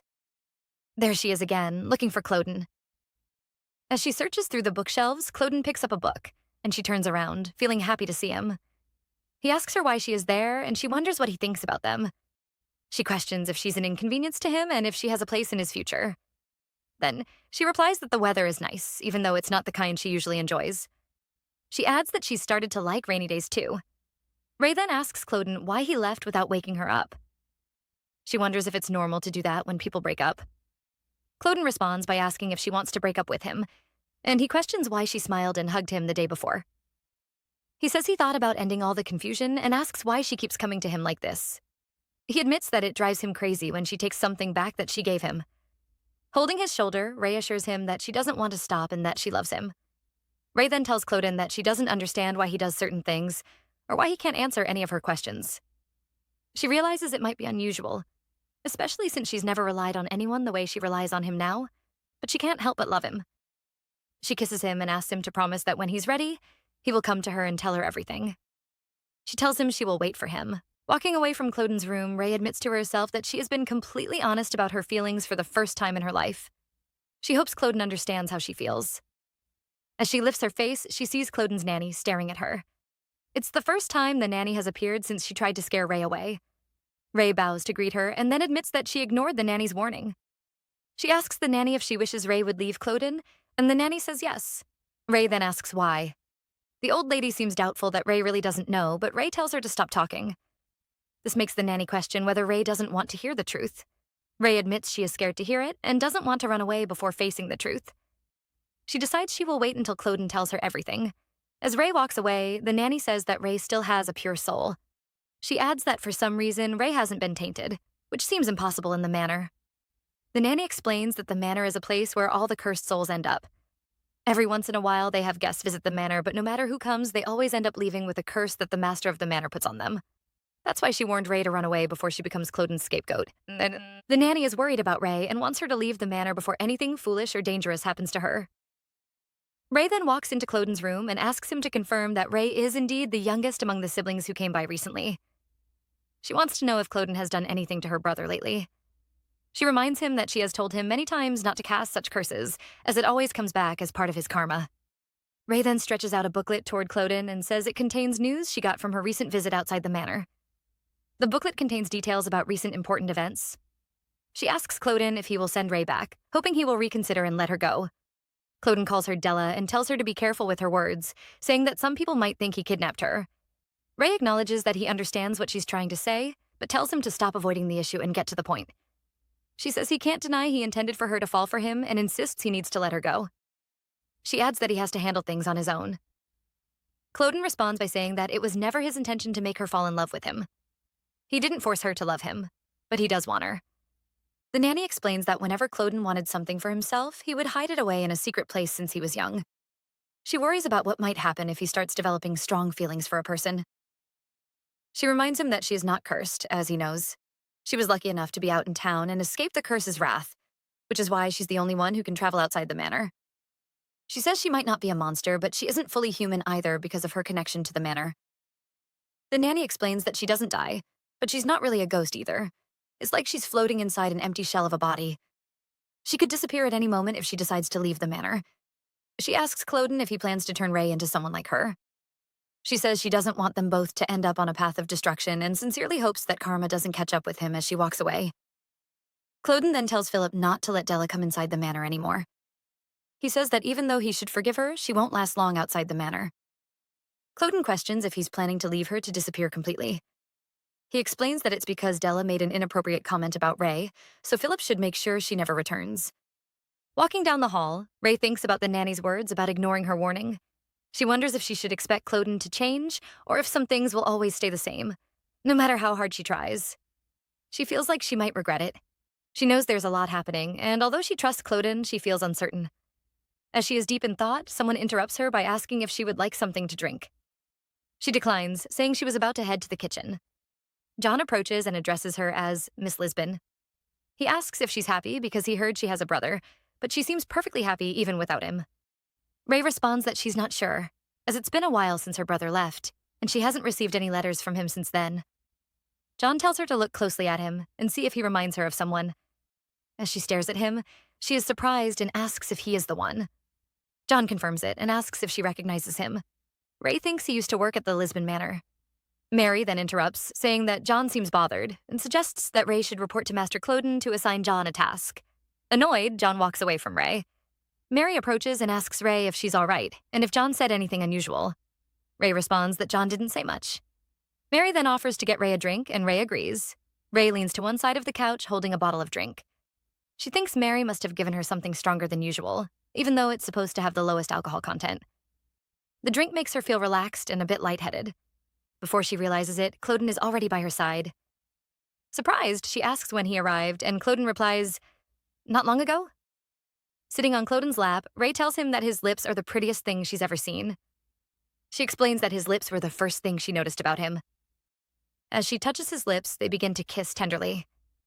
While they're still kissing, Ray asks Cloen if he can stay with her for the night. Cloen asks what she is trying to do to him and gives her a gentle kiss on the cheek. He then lifts her up and carries her to the bed. He tells her that since she knows he doesn't have a mother, there's something he's always wanted to try. Ray asks what it is, and Cloen wonders if she can help him with it. She assures him she will do whatever he asks. Cloen explains that when he was a child, he saw children fall asleep while being comforted by their mothers. He's always been curious about that, and thanks to Ray for being so willing to help him experience it. Ray struggles to think clearly because of the alcohol. She realizes she will lose control if Cloen continues, so she quickly sits up. Cloen kisses her forehead and says that from now on they will share their drinks. Mary quietly opens the door and peeks inside. Philip walks up and asks what she is doing there, but Mary tells him to keep his voice down. He looks through the door and, seeing Ray and Cloen together, his mouth drops open. Philip tells Mary to go back to her room, warning her that he won't be able to protect her if Cloen finds her. Mary responds that it's quite a sight to see them so close and cozy. She adds that Philip shouldn't tell her he's embarrassed. Philip thinks to himself that it's clear Mary has been alone for a long time. He realizes that since Ray is the only other woman in the castle, Cloen might call on Mary whenever Ray needs something. Philip decides he needs to do something because he suspects Mary has other motives. He thinks that while Mary should show some respect for Cloen, he shuts the door and walks away, hoping that things will stay peaceful for a while. In the room, Ray is crying and pleading. She notices that she has wet the bed. He leans in and gives her a kiss, then tells her she is wet from head to toe and decides to get something to clean her up. Ray wonders to herself why he stopped without going further. She thinks maybe it's because she was drunk or making too much noise, but she decides she is probably overthinking things. Cloen asks her what's wrong. She says she wants to ask him something, and he tells her to go ahead. She asks why he didn't go all the way, and Cloen questions why she wants more. He says that he might next time. Ray explains that's not what she meant. As he cleans her up, he asks if the temperature is okay, and she says it is. At night, Ray lies in bed, fast asleep, while Cloen sits nearby. He softly calls her name to see if she's awake, but she doesn't respond. He gently calls her again, but she remains still, lost in her dreams. As he watches her, he thinks to himself that it's sad and unfair. He realizes that if he doesn't even try to hide the curse he carries, she'll have to deal with the madness every day. Cloen worries that if things continue this way, he might end up completely consuming her. He stands up from the bed just as Philip approaches. Philip walks over and asks Cloen if everything is okay. Cloen, seeming impatient, tells Philip that he needs to tie himself down. Philip looks confused and says he doesn't understand what Cloen means. Cloen, clearly frustrated, insists that Philip shouldn't make him repeat himself. Philip quickly agrees and promises to get everything ready. The next morning, Ray wakes up early but finds Cloen missing from the bed in the room. Mary enters, carrying a tray with breakfast. Ray asks Mary where Cloen is. At first, Mary says Cloen is busy with many things and won't be able to visit. Ray then mentions that Cloen has been acting strangely lately and seemed to be hiding something the day before. She says she wants to talk to Cloen because she feels he might have answers to her questions. Mary responds that she doesn't know all the details, and it might not be good for Ray to seek him out. However, if Ray is determined, Cloen is at the end of the second-floor corridor. Mary asks Ray to promise that if she senses anything strange, she will turn back and leave immediately. She also tells Ray to make sure she finishes her meal. Ray agrees and thanks Mary, who then leaves, saying she will come back later to check on her. As Ray looks at her meal, she notices a letter tucked beneath it. The letter features a skylark logo, the symbol of the Lisbon family. There aren't many people who know about this symbol. Just Ray, her mother, her cousins, and her brother Hayes. Ray reads the letter and realizes it's from Hayes because of the way he writes. She starts to wonder whether Lady Mary is helping Hayes. However, she remembers that Mary has always ignored Hayes, making it puzzling how he managed to leave the letter under her plate. Ray had thought Hayes would leave her behind and vanish forever. Now she wonders if Hayes might be waiting for her outside, perhaps in the rain. Ray remembers Hayes calling her names and questioning why she thinks Cloen is interested in her. She hides the letter under a flower vase and thinks about how she had already made up her mind about what to do, even though it's hard for her to leave Hayes behind. She decides that if she sees Hayes again, she will act like she doesn't know him. She hopes he will find happiness and build a family of his own, and that they will both fade from each other's memories. Ray knocks on Cloden's door and calls out to him, asking him to open up. When there's no response, she decides to go in anyway. She opens the door and calls his name. As she steps inside, she sees Cloen chained up in a corner. She asks who did this to him and tells him she will get the chains off him right away. Cloen looks at Ray and asks who she thinks is responsible for his chains. Ray asks him why he did this to himself. Cloen explains that he was scared he might lose her because of his own actions. He says that no matter what he does, she always finds him, but she doesn't realize how dangerous it is. She's like a moth drawn to a flame, and that's why he tied himself up. If he didn't, he would go crazy again. Cloen goes on to say that he wants to keep her all to himself, even if it hurts her. Ray clutches her dress and tells him she loves him, which is why she needs to hear the truth from him. She begs him to tell her everything, but he thinks it's pointless. Philip stands by the window, watching the rain fall outside. He worries about what might happen if Cloen ends up hurting Ray, since Cloen has been away from the manor for so long. Philip wonders if he could go back in time and change how Cloen turned out, but he figures that Cloen would probably make the same mistakes again. Philip thinks that right now, Ray is the only one who can save Cloen. Still chained up, Cloen asks Ray to come closer. He begs her to release him and let him go, but Ray apologizes and explains that helping him right now would only cause him more pain later. Cloen then says he thought she loved him and wonders whether she suddenly changed her mind. Ray reassures him that she still loves him, but she is worried about him. She moves closer to him and pleads with him to stop hurting himself, asking how she can help him. As Ray helps him, she avoids looking him in the eye because she's never seen him like this before. Cloen tells her he actually likes it and asks her to go faster. He cries out in response, and she kisses him on the lips. After a while, she decides to wash her hands, but he begs her not to leave. Noticing that Ray seems to be in the mood, Cloen tells her not to be shy, saying it's clear from her face that she wants it. He then asks her to spread her legs, but she says no. Cloen keeps persuading her to spread her legs wider, and eventually she gives in. But when he says he still can't see her properly and needs her to open up more, she insists it might just be his eyesight, or maybe she's just embarrassed. Then he breaks free from the chains and she falls to the floor, fidgeting. Cloen asks where she thinks she's going and tells her not to run away from him. She wonders if he did it on purpose to test her and if pretending to be shackled was part of his plan. He then says that her body seems to be reacting differently and questions whether she's actually into what's happening. He mentions that his excitement isn't the reason for their intimacy.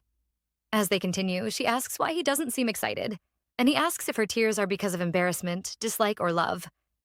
She stays silent, though the real reason is that he is too deep inside her. He asks if she loves him no matter who he is, and she says yes. She tells him she doesn't care about his actions or her reading ability because he didn't care about her limitations either.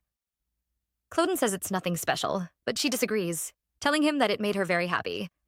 As they're finishing, he suddenly tells her he loves her. She's surprised and asks if she's dreaming, but he confirms she heard him correctly. He then says he's not going to hold back anymore and that she needs to give herself completely to him. When she questions why he's being so demanding, he says he doesn't mind if he breaks her and insists that he loves her. She asks him never to change, and he promises he won't. The next day, Ray is outside, looking lovely in her outfit and glowing with beauty. She mentions how nice the weather is and how everything was set up for her when she decided to go out. She greets John, calling him Mr. Gardner, and he bows in response. She notes that it has been raining a lot lately and thinks the flowers could use some sunlight, to which he agrees.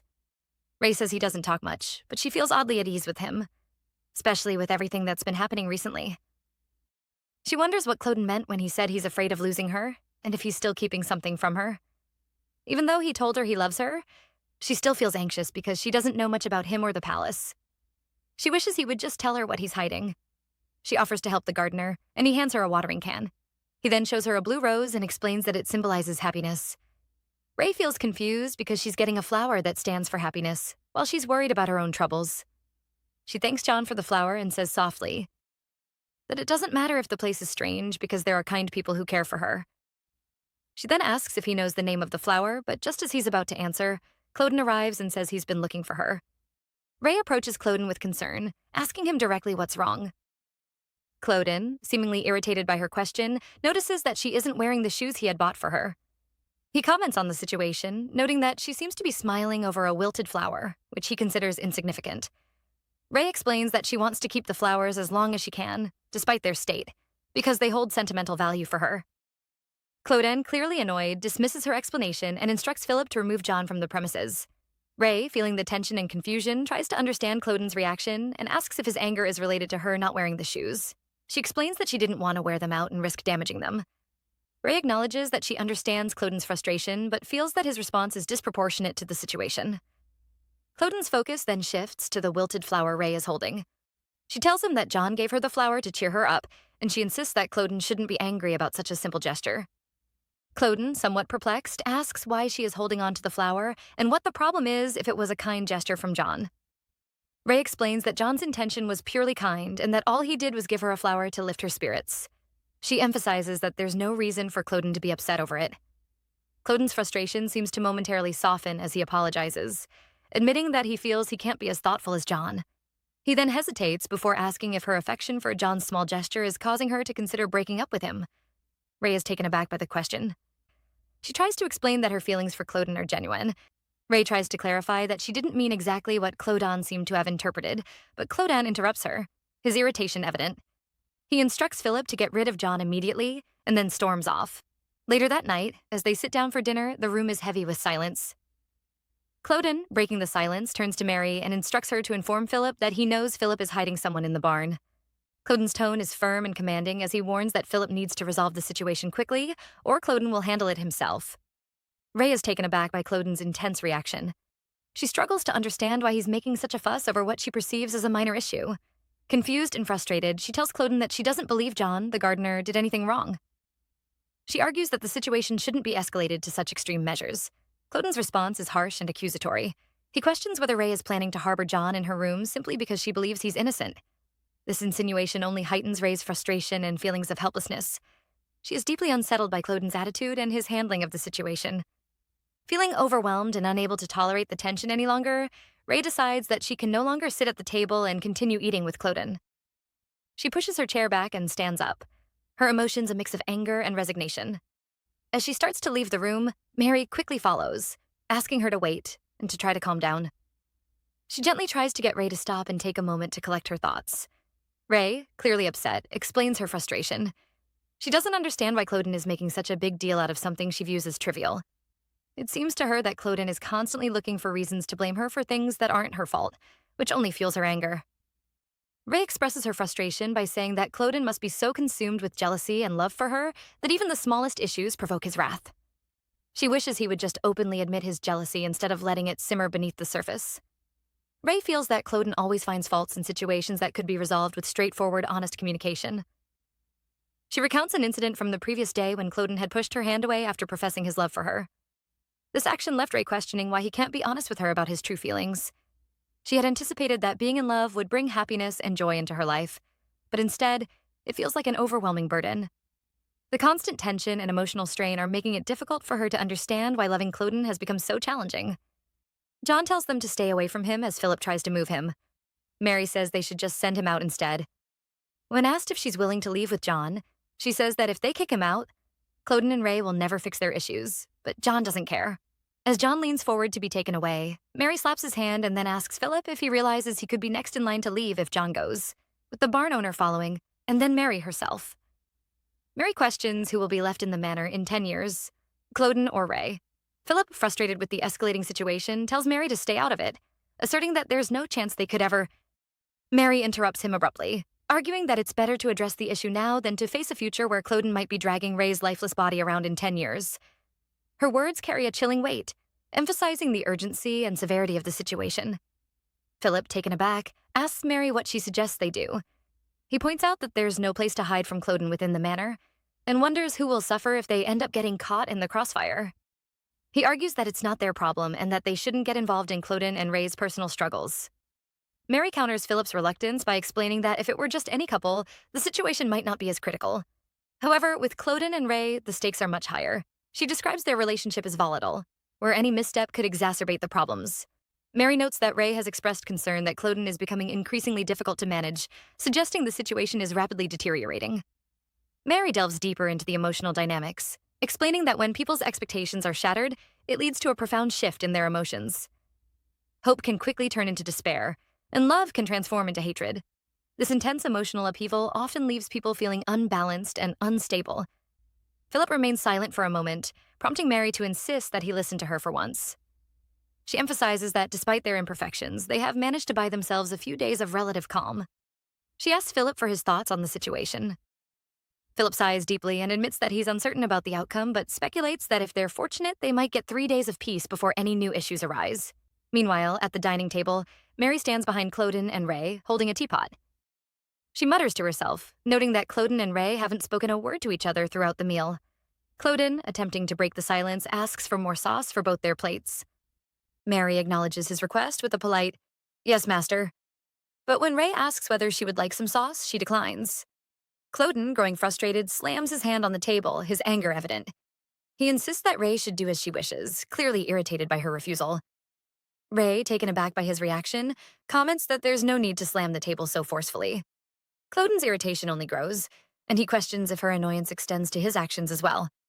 Ray responds that she doesn't want to hear his complaints, which only adds to the tension in the room.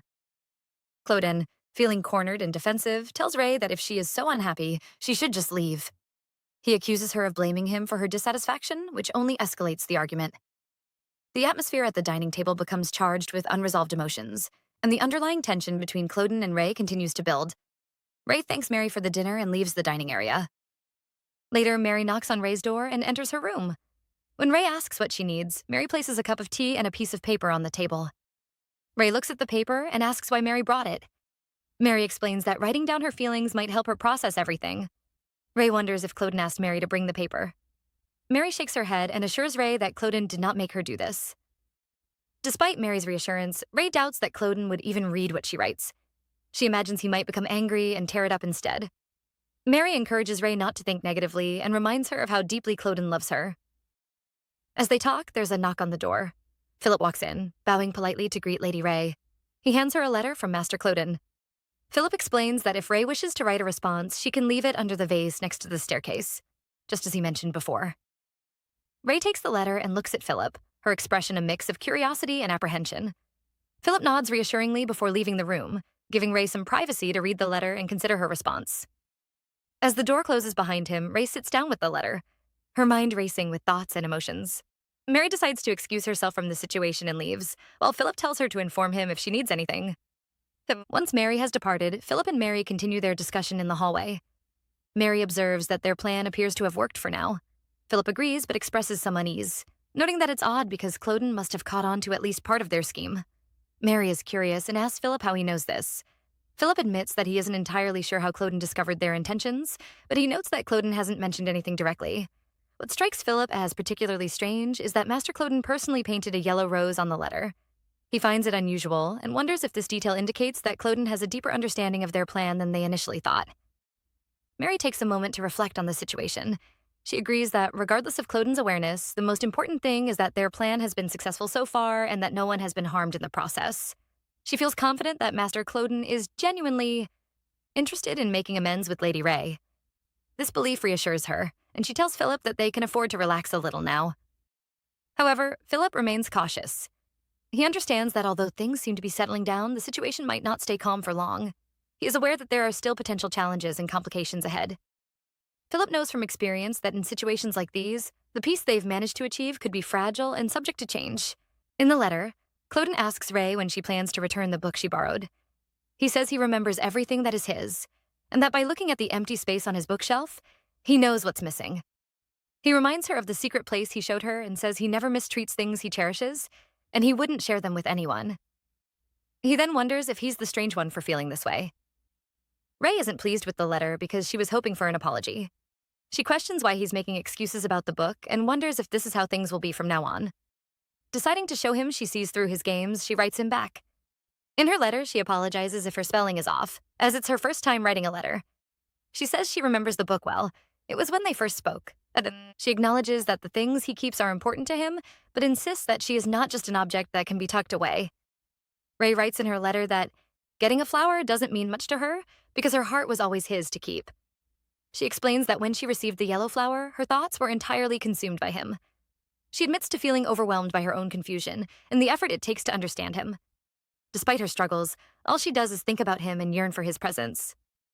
Ray confesses that she's been waiting, hoping he would come to understand her feelings and the depth of her affection. In the letter, Ray acknowledges that she isn't the most perceptive or intelligent, but her feelings for him are genuine and intense. She wonders aloud if he really believes she became upset with him just because she was angry. Her emotions are raw and sincere as she pens these words, hoping they convey the truth of her heart. After finishing the letter, Ray carefully steps out of her room, clutching the paper in her hand. She makes her way to the designated spot, a place where he had asked her to leave the letter. With a sense of purpose, she places the letter under the verse, exactly where he had requested. The next day, Ray finds another letter waiting for her, accompanied by a yellow rose. As she reads Cloden's new message, she feels a mixture of anticipation and curiosity. In his letter, Cloen expresses his desire to hear her say that she loves him. He asks her to meet him where the yellow roses are, saying he will be waiting for her there. As she finishes reading the letter, Ray reflects on the significance of the yellow roses and the personal connections people have to things they love.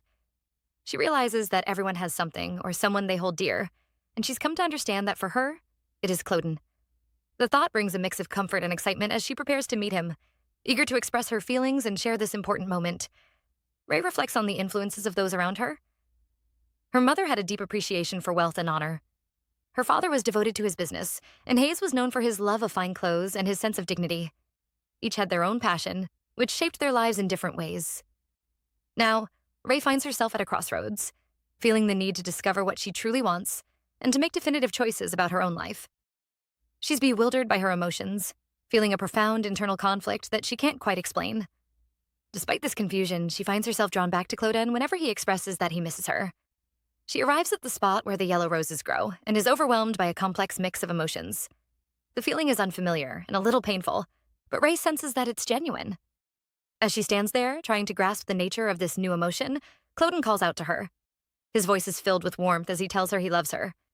He seems to understand that she needed to hear those words, and she responds by embracing him tightly. In that moment, as she feels his arms around her, Ray realizes this might be what love truly is. Later, in the privacy of their room, Ray and Cloen share a tender kiss. The intimacy between them deepens as Cloen begins to take things further.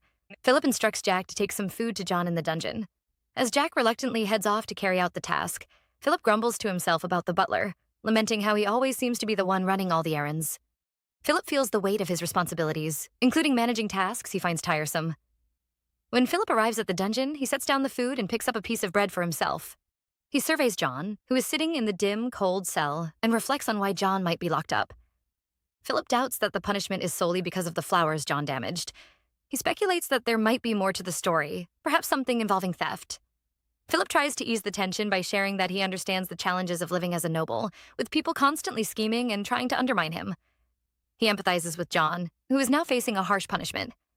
John insists that he hasn't stolen anything, maintaining his innocence. Philip acknowledges the severity of the situation, questioning whether it's truly fair to impose such a harsh penalty over a matter of money. Seeing an opportunity to help John and to satisfy his own curiosity, Philip asks John for a favor. He wants John to check whether the flowers are still alive. Philip is genuinely interested in the condition of the flowers and hopes John can provide some insight. He feels a sense of responsibility towards John and wants to offer support, even if it's in a small way. John agrees to Philip's request, saying he doesn't have anything else to do at the moment and that he feels he owes Philip for his previous help. As they discuss this, Ray and Cloen share an intimate moment. Meanwhile, Philip and Mary make their way to the dungeon, where they find John. Philip tells John to come out and hands him a coat to put on. Mary then explains that their master has decided that John should return to work starting the next day. She adds that John should refrain from speaking to Ray in the future. Although Mary understands that John might feel lonely, she advises him not to depend on Ray for emotional support. She makes it clear that he should focus on his duties and not seek comfort from her. As they prepare to leave, Jack, who is nearby, hands John a yellow flower.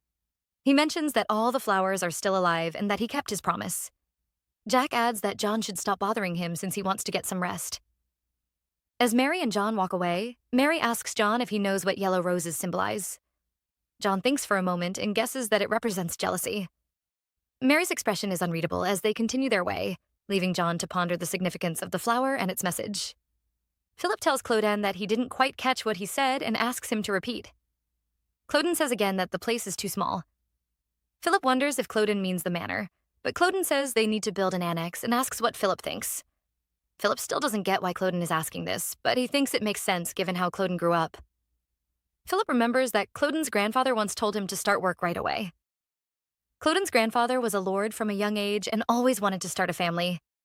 He had an arranged marriage and didn't care much for his wife, but when she had their first child, he became much more loving. The birth of his son meant the lord would spend more time at home instead of being out all the time. Cloden's grandfather brought peace to the family, but after becoming a father, he wanted more and hoped for a second child. However, that didn't happen easily. His wife was sick and weak, so having another baby was out of the question. Their relationship, which had been improving, grew distant again. Despite the disappointment, their only son, who would inherit the title, grew up to be a remarkable man. Edmund Casilier, Cloden's father, tells his own father that he has finished his schooling. His father picks him up and lifts him high into the air. Edmund finishes his schooling in the city with outstanding grades, earning praise for his academic achievements. When he returns home, his parents are eager for him to get engaged, and he agrees to marry a woman they have chosen for him. However, soon after, a serious issue arises.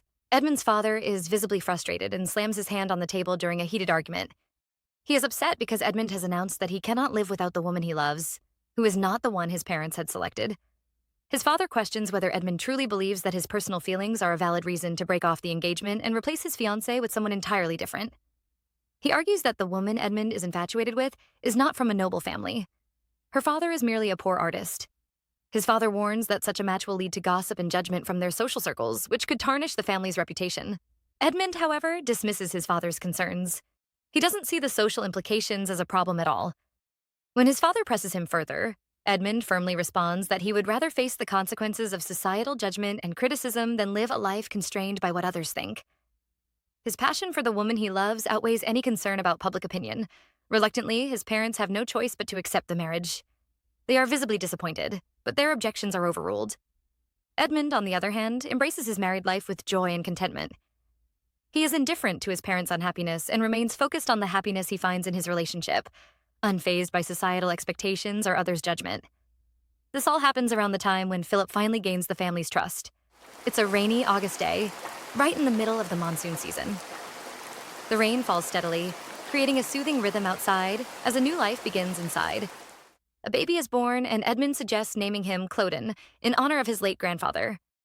He asks his father if he would like to hold the baby. The newborn has his mother's amber-colored eyes, which are bright and full of life. The baby's arrival brings a lot of joy and, for a time, helps mend the strained relationship between father and son. However, this happiness is short-lived. Soon after the baby's birth, a highly infectious disease begins to spread rapidly through the village. The illness moves quickly, causing panic and grief as it takes the lives of the boy's grandparents. The loss hits hard, and before anyone can even fully grasp the gravity of the situation, the disease claims the lives of his parents as well. All of this occurs when Cloen is just 4 years old. Suddenly, the young child is thrust into the role of lord, a position he is far too young to fully understand. Despite his tender age, Cloen shows remarkable resilience and capability. He takes on his new responsibilities with a surprising degree of skill and maturity. Every tutor he encounters is impressed by his abilities and praises him highly. The people at the manor, seeing his dedication and talent, begin to take pride in him and marvel at how well he handles the weight of his new role. Philip approaches Cloen and mentions that he heard Cloen turned the maid away again today. He notes that as Cloen gets older, he has been displaying unusual behavior. Cloen has always been very particular. He doesn't like anyone in his room except his nanny. Philip remembers times when Cloen found a dessert he enjoyed and insisted on eating just that one thing every day for a whole month. There was even a period when Cloen wore the same set of clothes every day for 3 months straight. Philip realizes that Cloen has a strong tendency to become intensely focused on things he likes, whether it's food, clothes, or other material items. Recently, Philip has noticed that this fixation isn't just about objects. It extends to Lady Ray as well. Philip is starting to understand that Cloen's obsession with Lady Ray is just another example of his overall pattern of intense focus. Meanwhile, in the kitchen, Mary watches Philip closely and asks what's on his mind. She wonders if he's feeling disgusted or if something is bothering him. Mary's tone suggests she's curious about Philip's thoughts and is concerned about his reaction. Philip says sorry, but Mary keeps pushing him. She asks if he's worried that Cloen is totally fixated on Lady Ray. Philip says he thinks Lady Ray is too gentle and Cloen is too intense. He also mentions that he's unsure about Cloen's sudden choice to build an annex. Mary tells him he's just saying what everyone already knows and warns him to stay out of it, pointing at his face. She then questions why it matters so much if a lonely young woman falls in love with their master. Isn't that what they've all wanted? For Cloen and Lady Ray to fall in love? Philip doesn't say anything, and Mary tells him not to make her angry. She says she needs to go deliver Lady Ray's meal. Philip starts to think he might be wrong and wonders about Mary's attitude. Maybe it's nothing, just like Mary said. He figures that since Cloen and Lady Ray are in love, everything will turn out fine. Outside, the stars are glowing in the night sky. Mary walks in steps as she follows Cloen. She noticed the flowers on the side of the rails, thinking that this felt a bit over the top. She knew he put the flowers only because they were Lady Ray's favorite. But still. At that moment, Cloen paused and without turning called to her. His call startled her as she replied, "Her master." But then her eyes widen in surprise, seeing the glittering castle before her. It's a scene like something celestial. Cloen lets out a little smile as he inquires what she thinks, if Ray would like it. Mary quickly assures him, saying that she will, adding that it's not every day you see a man building an entire annex for the woman he loves. Even though Ray likes to keep things simple, she is sure she'll be overjoyed by this. As they enter the building, Mary asks whether she should get the spare key from Philip, but he stops in his tracks, turns to her with a dark look, and tells her there's no spare key. She asks him if he intends to keep it unlocked at all times, but the sinister look he gives her chills as he replies that he intends to keep it locked. Now she realizes why she thought it was strange when it was mentioned that they were building an annex. The old lady clenched her fist as it shook from anxiety, thinking of what he could possibly mean. After getting a view, Cloen insists that they leave. She takes one more look around, noting how beautiful it was before the door closes. Later, Cloen brings Ray to see the annex. Her eyes were covered shut with his huge hands. As he leads her, she is anxious to see what surprise he has for her. He tells her to open her eyes, and when she does, the breathtaking and glittering annex comes into view. Her eyes widen in surprise, and a little red appears on her face. Thinking she wasn't satisfied with her silence, he tells her he wanted the colored flowers to represent her. He confesses his love for her and asks whether she feels the same way. She throws herself into his arms, telling him that she loves him more than anyone in the world. Ray tells him she thinks she'll grow to like it here. He holds her cheeks affectionately, saying he doesn't know much about love and if it's possible to section off percentages of her love. She didn't understand what he was saying, and he explained that giving 20 to Mary, 15 to Philip, 15 to the gardener, and then 50 to himself, if she could separate it that way. She tells him he can't just divide love methodically like that, and asks what prompted his question. He sits up as he answers because he can't share her. He takes her hand and slides a ring onto her finger. She is surprised as she looks at her finger and sees the silver ring. He tells her it belonged to his parents. He tells her he knows she doesn't want to share him with someone else, that she wants all his love to herself forever. He brought out another ring box and asked her to put it on his finger, which she did. The next morning, Ray wakes up. She thought sleepily that it was already morning, but then she suddenly felt hungry and wondered why she was so hungry this early. Cloen approaches her, gently waking her up and asking that she go down with him for breakfast. They go down, and she is surprised as she looks at the line of dishes lining across the table. Seeing her dazed, he urges her to go on and eat. Taking a piece of meat, he stretches it across to her, urging her to take a bite. She swallowed hard as the smell of the food hit her, along with the heavy hunger she felt. She took a bite, and then, like that, all the meals were finished. Cloen asks her softly if she needs more, and there was this look on her face as she surprisingly asked if she had just eaten all of the food on the table.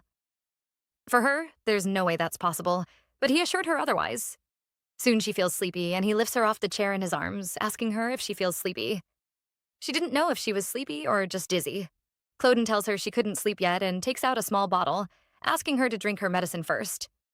He tells her it'll aid her health as he feeds it to her, assuring her it was for them. Ray awakens later in the night with confusion clouding her thoughts as she struggles to determine when sleep had claimed her. Her memory reaching only as far as the moment Cloen fed her the medicine, while everything beyond that dissolves into an unsettling emptiness.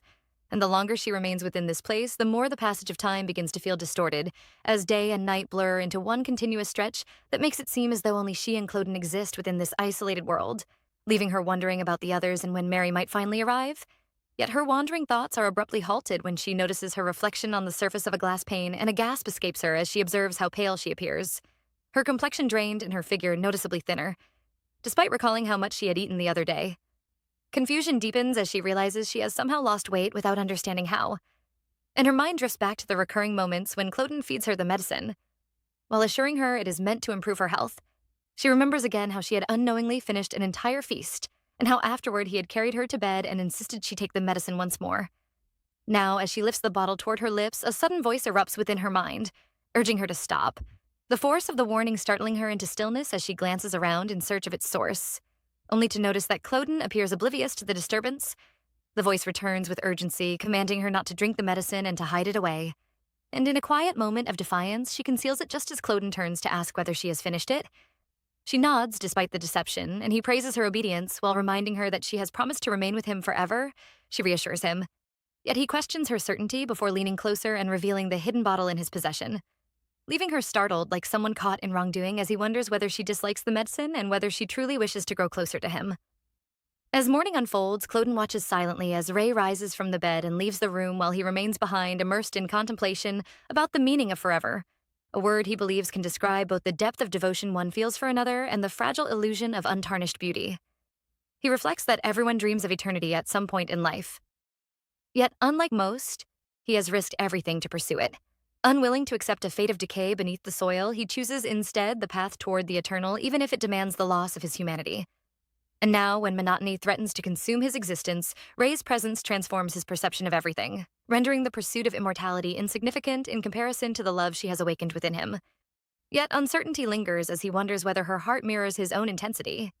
He recognizes that everything is still new for her, and believes that with time she will begin to ask rational questions about why she cannot leave this place, why no one is searching for her, and how long she must endure such confinement. He convinces himself that if she bears him a child, they can create the illusion of a normal life as parents, trusting in her kindness and loneliness to sustain their bond. He admits to himself that jealousy drives his actions and acknowledges that he does not truly desire a child, as his only wish is to possess her entirely. And if no natural way exists to keep her by his side forever, he resolves to create his own means. Even while knowing that his choices are harming her, he cannot bring himself to let go. Meanwhile, Ray stands alone before a mirror as realization crashes over her with overwhelming force, disbelief mingling with sorrow as she struggles to reconcile the man she believes loves her with the disturbing truth she is beginning to perceive. Tears stream down her face as she runs in search of him, determined to confront him. Yet a sudden voice calls out, causing her to halt in her tracks. At a distance, she sees the child form of Cloen, who tells her resistance is futile and extends a hand inviting her to follow. Though confusion clouds her thoughts, she accepts and allows herself to be led onward as he urges her not to look back and insists that time is running short. He stretches out his hand and a radiant light appears, opening a passageway. And once outside, Ray is left stunned by the sight of a vast maze stretching endlessly before her. Her attention is then drawn to a young girl who resembles her own childhood self, clutching a worn rabbit doll while crying softly, the toy's missing ear revealing the mark of past damage. And the boy explains that the figure is not truly her, but only an imitation formed through her memories. Yet Ray finds it difficult to deny the resemblance or the emotional weight of the doll, which had once been a gift from her grandfather during a painful moment when another cherished toy had been ruined, and in an attempt to restore balance, its ear had been cut away. The flood of memories sends shock surging through her as fear tightens its grip, and the world around her darkens into a suffocating heaviness, as though she is sinking into something inescapable. An unseen force clamps over her mouth while red hands emerge from nowhere, dragging her deeper into the nightmare. And in that chilling instant, her younger self turns toward her with an unsettling smile and affirms that she will remain with Cloen forever. She begins to slip away as the bloody hands drag her deeper into the unseen abyss, while the younger version of Cloen struggles desperately to keep hold of her fragile form. The grip between them trembles with fear and urgency. Her fading consciousness wavers as the younger Cloen leans closer, whispering urgently into her ear that she must not leave him, that he is all she has in this strange place, and that abandoning him means losing the only thread tying her to existence. The echo of his plea clings to her soul as he cups her cheeks with trembling hands, his youthful face filled with sorrow yet determination, reminding her that even if she forgets him for a while, she must remember the path that brought her here, the origin of her suffering, the memory of her journey, because that knowledge alone will lead them back to one another someday. Their fingers begin to slide apart like grains of sand, slipping through time until the connection breaks entirely, and she falls into a river of despair, her body swallowed by an endless darkness where her thoughts circle only around Cloen, her mind screaming his name as she wonders if this prison of shadows will bind her forever. Yet the image of him confessing his love ignites a flicker of strength within her, her resolve hardening as she fights against the pull, struggling violently to return to him. She thrashes against the invisible forces, clutching at her limbs, begging to be released, until suddenly another hand reaches out toward her, causing terror to surge through her chest. Her eyes slam shut as she screams in defiance, and the world shatters into silence. She jolts awake with a shriek, her lungs burning as she gasps for air, the remnants of fear clinging to her skin like cold sweat. It is only a nightmare, yet the trembling in her body refuses to fade. Cloen sits beside her, watching with concern, his presence grounding her as he gently touches her cheeks, attempting to soothe the tears she did not realize were falling. She slowly rises from the bed, calling his name softly before confessing that she has no appetite once again, her strength waning under the weight of restless dreams. While far away in the main mansion, Philip wanders through the halls, his thoughts heavy as he surveys the decaying order of the estate, noting silently that there is no one left who can be called normal anymore. It has been an entire month since Ray and Cloen vanished into the annex without a trace, leaving chaos to fester in their absence. The once vibrant household now feels abandoned. The gardener has locked himself away, refusing to nurture the grounds. Jack spends his days in pointless distractions. Mary, who once radiated devotion, now moves like a ghost devoid of spirit. The flowers have withered from neglect. The dirty plates rot in forgotten corners. Philip himself shoulders the burden of tending to the horses alone, his attempts to visit the annex thwarted by impenetrable gates. The memory of Jack questioning whether the master still cares lingers painfully, as if their situation were like stray dogs without an owner. His sigh carries the weight of resignation when a sudden bang echoes at the estate gate, startling him from his thoughts. He hears a stranger's voice, and curiosity, mixed with caution, drives him to retrieve an umbrella before stepping into the rain. He finds a man, soaked to the bone, standing beyond the barrier, claiming to be Thomas, a physician rather than an intruder, and explaining that he became lost while gathering herbs in the neighboring forest and sprained his ankle after slipping in the mud. He pleads for shelter, yet Philip instinctively turns away, declaring that strangers are not welcome, urging the young man to find his own path home. Thomas protests desperately, insisting that the darkness and storm will doom him if left alone, and Philip hesitates, the memory of Ray flickering across his mind, softening his resolve. He eventually allows the stranger to stay, with strict instructions to leave once healed. Thomas expresses overwhelming gratitude, while Philip reassures himself that Master Cloen's absence makes the decision harmless, though uncertainty gnaws at his conscience. 3 days pass as Thomas resides within the estate, his eyes constantly drawn to the dazzling chandelier suspended from the towering ceiling, its brilliance casting shimmering reflections across the lavish interior, where countless expensive artifacts adorn the space. The overwhelming opulence speaks of old money and deep-rooted power, leaving him both fascinated and unsettled. Yet it is not the wealth that troubles him most, but the people inhabiting the mansion, whose identical responses to every inquiry create an atmosphere of silent hostility, convincing him that visitors are unwelcome.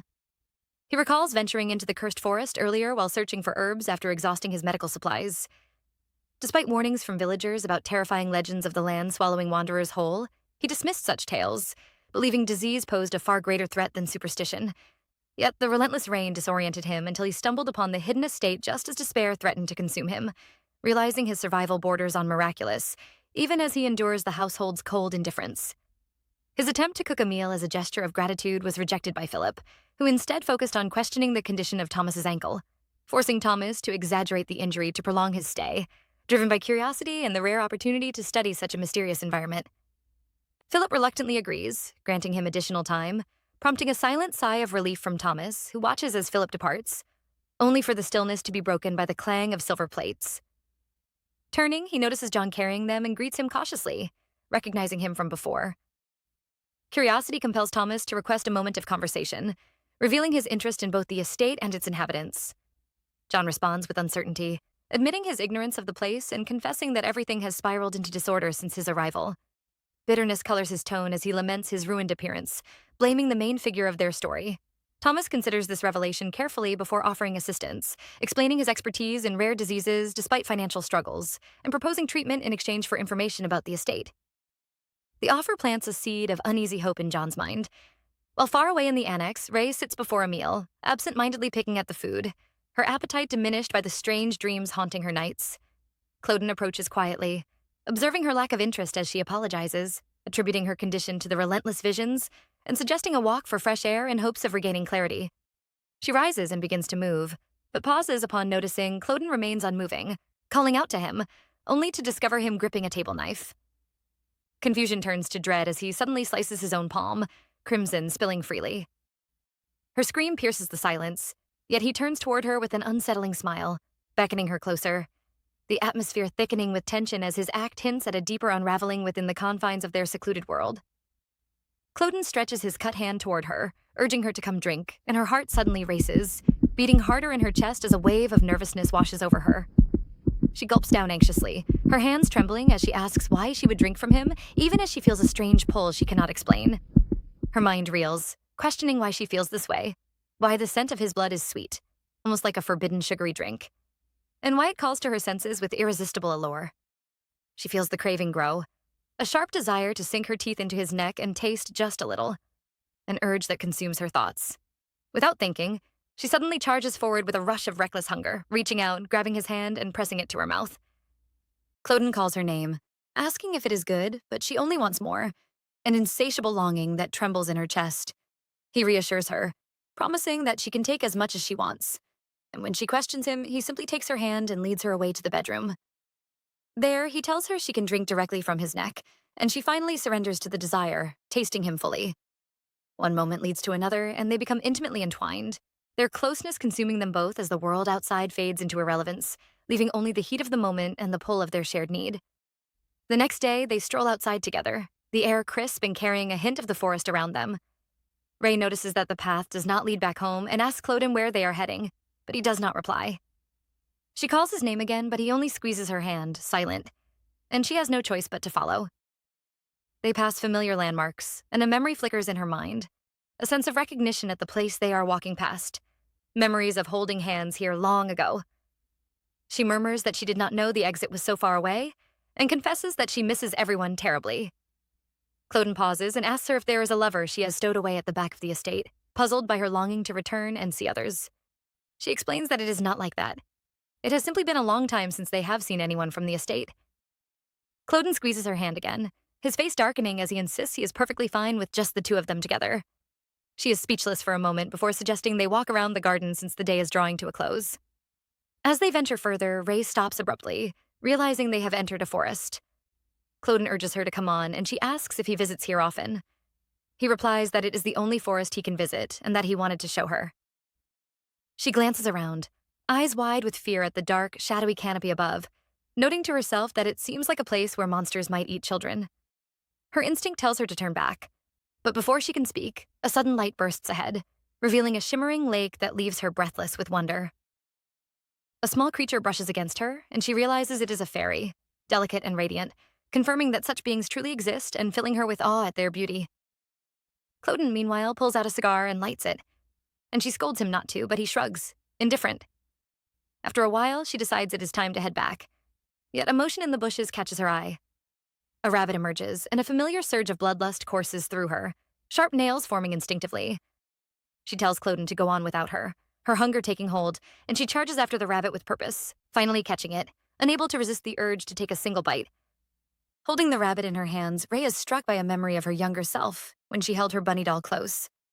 A wave of guilt and confusion hits her as she releases the rabbit, questioning herself, wondering what she has become, hunting just to drink its blood. She fears she has lost her sanity. The word blood echoes relentlessly in her mind, reminding her of the medicine Cloen has always given her, a gift laced with mystery and suspicion. She doubts whether he truly intended her harm, reasoning that they are married even without a ceremony, and that there should be no reason for him to curse her in this way. Yet the thought persists, the fear twisting inside her. She considers returning to Cloen, thinking of how worried he must be that she has run off, realizing that confronting him directly is the only option. Suddenly, one of the fairies approaches, clearly in pain from an injury. Ray wonders what happened to it, her thoughts returning to Cloen, suspecting he must have hurt the tiny creature. The scene shifts to Cloen, whose expression hardens as the fairies mutter among themselves, lamenting how he has turned Ray into a monster and wishing she would survive. Their words ignite his anger, and he commands them to shut up, but they persist, questioning if what they say is false, and warning that he may one day destroy her. Rage consumes him, and he grabs one of the fairies, tossing it to the ground and stamping it dead. The others curse him, outraged that such an act has been committed upon a sacred lake. Ray, arriving just then, witnesses the carnage, horror etching her face as she questions what he has done. He turns to her silently, and she kneels to pick up the battered fairy, voice trembling but growing louder, declaring that she can no longer ignore his cruelty. She demands to know why he has done this, why he has transformed her into a monster. His answer is chilling. He acts because he desires to, because he feels like it. It strikes her with unbearable weight. He tells her that she has been abandoned by her dear brother, embraced only by the monsters who dwell here, that no one has searched for her since she disappeared, and that her brother has never once come for her. She has nowhere else to go, and all she has is him. His words strike like rocks shattering her into pieces, yet he explains that he is immortal, cannot die, and asks if she has lied in her promise to never leave him and stay by his side forever. Now, he insists, they can finally be together, bound by a force neither can resist, her world unraveling around her as the truth of their existence sinks into her soul. Ray concludes that if he could do such a thing, he would not love her. Her mind spins with disbelief, and she rises to leave, but Cloen reaches for her, asking where she is going. She yanks her hand away from his grasp, glares at him with an icy intensity, and declares that this is not right. He tries to hold on to her, questioning what she means, but she struggles, insisting she does not want to remain with him and only wants to go back. He asks her where she is going, whether she has found someone to take her place, and whether it is Mary, Philip, or the trembling gardener. He reveals that they all knew that they all understood what had happened and what would happen to her. He emphasizes that they are not her family, that they mean nothing to her. Ray calls him a coward, remembering the day he proposed to her and what she thought when she promised to be with him forever. Her thoughts flash back over a lifetime of unrequited love, neglect from her parents, and abandonment by her brother. And now she thought she had finally found someone who truly loved her. Her scream echoes through the room, fangs bared between her teeth, as she accuses him of thinking it is acceptable to turn her into a blood-sucking monster simply because she had nowhere else to go, simply because she had sworn to him, simply because she promised to stay with him forever. She asks who she is to him, reminding him that he had broken their vows, and questions whether he believes this is what true love is. For the first time, Cloen lifts his head and speaks, asking her if she no longer wishes to be with him, if she wants to leave. He tells her that she does not understand, that she cannot leave. And with deliberate motion, he cuts his palm and forces it to her lips. Despite her struggles, she cannot hold back. The blood tastes irresistible, and she drinks, trapped in a moment of powerless submission. The scene shifts to Thomas, standing beneath a tree's shelter, smoking quietly as he contemplates his time at the residence. He notes that he has been here for a considerable while, thinking it may not be right to remain when other patients require a doctor, and when people are depending on him. He wonders if the estate holds an exciting story to report back home, but recalling his attempt to gather information from John leaves him unimpressed. John speaks endlessly about himself and nonsense, revealing nothing of real value. Thomas feels that he has wasted enough time and should return home. Just then, a voice calls his name. It is John, arriving with questions about the progress of his treatment. Thomas feels irritated but masks it behind a polite smile, explaining that he had intended to discuss matters with him. John, surprised, asks further questions, and Thomas responds that the procedure would require major surgery, which is impossible to perform with the materials available here. He would need to return to the village to gather the necessary tools. John falls silent for a moment, expressions solemn before asking if Thomas plans to leave soon. Thomas hesitates, flinching under John's determined gaze, and John insists that Thomas take him along. Thomas questions how his work here and his condition could be affected by leaving the estate. John replies that Thomas must see his condition to operate and that he will do his best to conceal the truth from others. Thomas attempts to respond with excuses, but John seizes his hand, eyes deadly serious, demanding confirmation that Thomas is not lying about his intentions. Sweating, Thomas replies with certainty, knowing he is already in trouble if he refuses. It is a snowy day, and Cloen stands by the window, watching flakes drift down and remembering that Ray had mentioned winter as her favorite season. It has been some time since Ray discovered everything and threw a fit, and now she grows gloomier whenever she is required to drink blood. Cloen feels relief that she has become more submissive, though he knows that winning her back fully will be far more difficult than he anticipated. All of his attempts so far have failed. He has tried taking her for walks only to have her refuse. Even when he offers to take her elsewhere, she turns a deaf ear, insisting she wants to be alone. She has grown lethargic, sleeping longer than usual, refusing food brought to her bed, and dismissing his attempts to engage her. When Cloen reaches for her and feels something odd beneath his hand, he realizes the steady beat of a life within her. She is pregnant. He thinks to himself that she may despise him, and yet life continues to flourish despite it. Ray, noticing his gaze, questions what he is doing, and he deflects, claiming it is nothing, before leaning in to hug her and whispering that he loves her. Back at the estate, Mary rushes to the kitchen, calling for Philip. She searches the house but cannot find him. For the past several days, Philip has diligently left food outside the doors, yet for the last 2 days, he has not collected it, compelling Mary to check herself. She cannot stop imagining the figure of an old man, unconscious on the kitchen floor, feeling as though Philip cannot cope with the reality that his master is no longer under the same roof. He stands outside the master's study for long periods before disappearing without a trace. She thinks he is better off not venturing outside, yet wonders if he may be lingering near the annex all day. As she walks back, she spots John beneath a hood and calls out to ask where he is headed. John turns, warning her not to try stopping him. He is leaving the estate with Thomas, who has promised to repair him and gather the necessary materials for the surgery. Mary questions whether he truly believes that, noting that John is duller than she imagined. John instructs her to remain silent, claiming this is a perfect opportunity while the monster, is absent, assuring that Thomas will succeed. Mary sighs, acknowledging that no one would try to prevent him, but she remarks that he will discover soon enough that all of it is vanity and false hope. John ignores her and dashes away. Mary watches, realizing that there is nothing anyone can do to undo the curse. She has tried everything, and observing John depart, she notes the striking resemblance between him and Lady Ray. A small sense of relief stirs within her, though she wishes she could leave as well, trapped by circumstances beyond her control. The scene begins with our male lead and our girl becoming physically intimate with each other. And during that moment, our male lead gently offers his hand to her, motioning for her to take his blood. Our girl accepts the offer without hesitation, taking his hand before biting into his wrist and drawing blood from him into her mouth, swallowing several gulps of his blood as he watches her closely. In the middle of this moment, a sudden throb of pain strikes her stomach, a sharp and unbearable pain that forces her to stop what she is doing. Our male lead immediately becomes alarmed, calling out to her with deep concern as panic and shock clearly cross his face.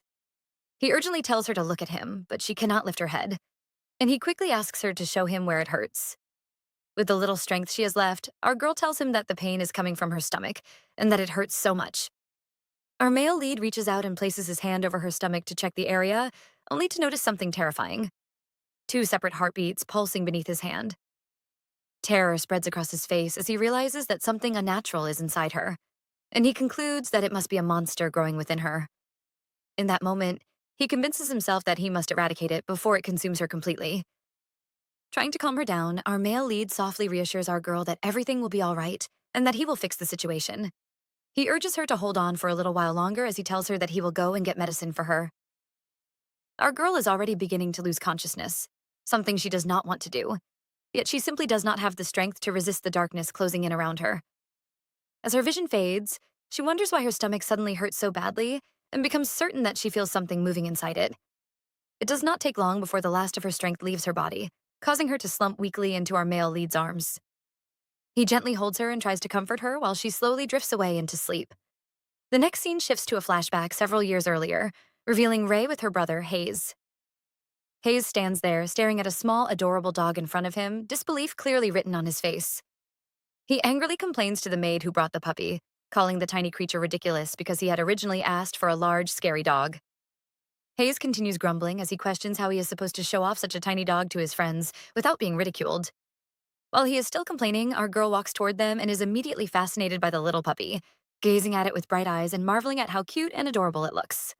Hayes walks away from them and continues forward, but the little puppy follows him closely. He notices the small creature trailing behind him and suddenly turns back toward it with irritation written on his face. Raising his voice, he yells at the puppy to stop following him while stretching out his arm in anger.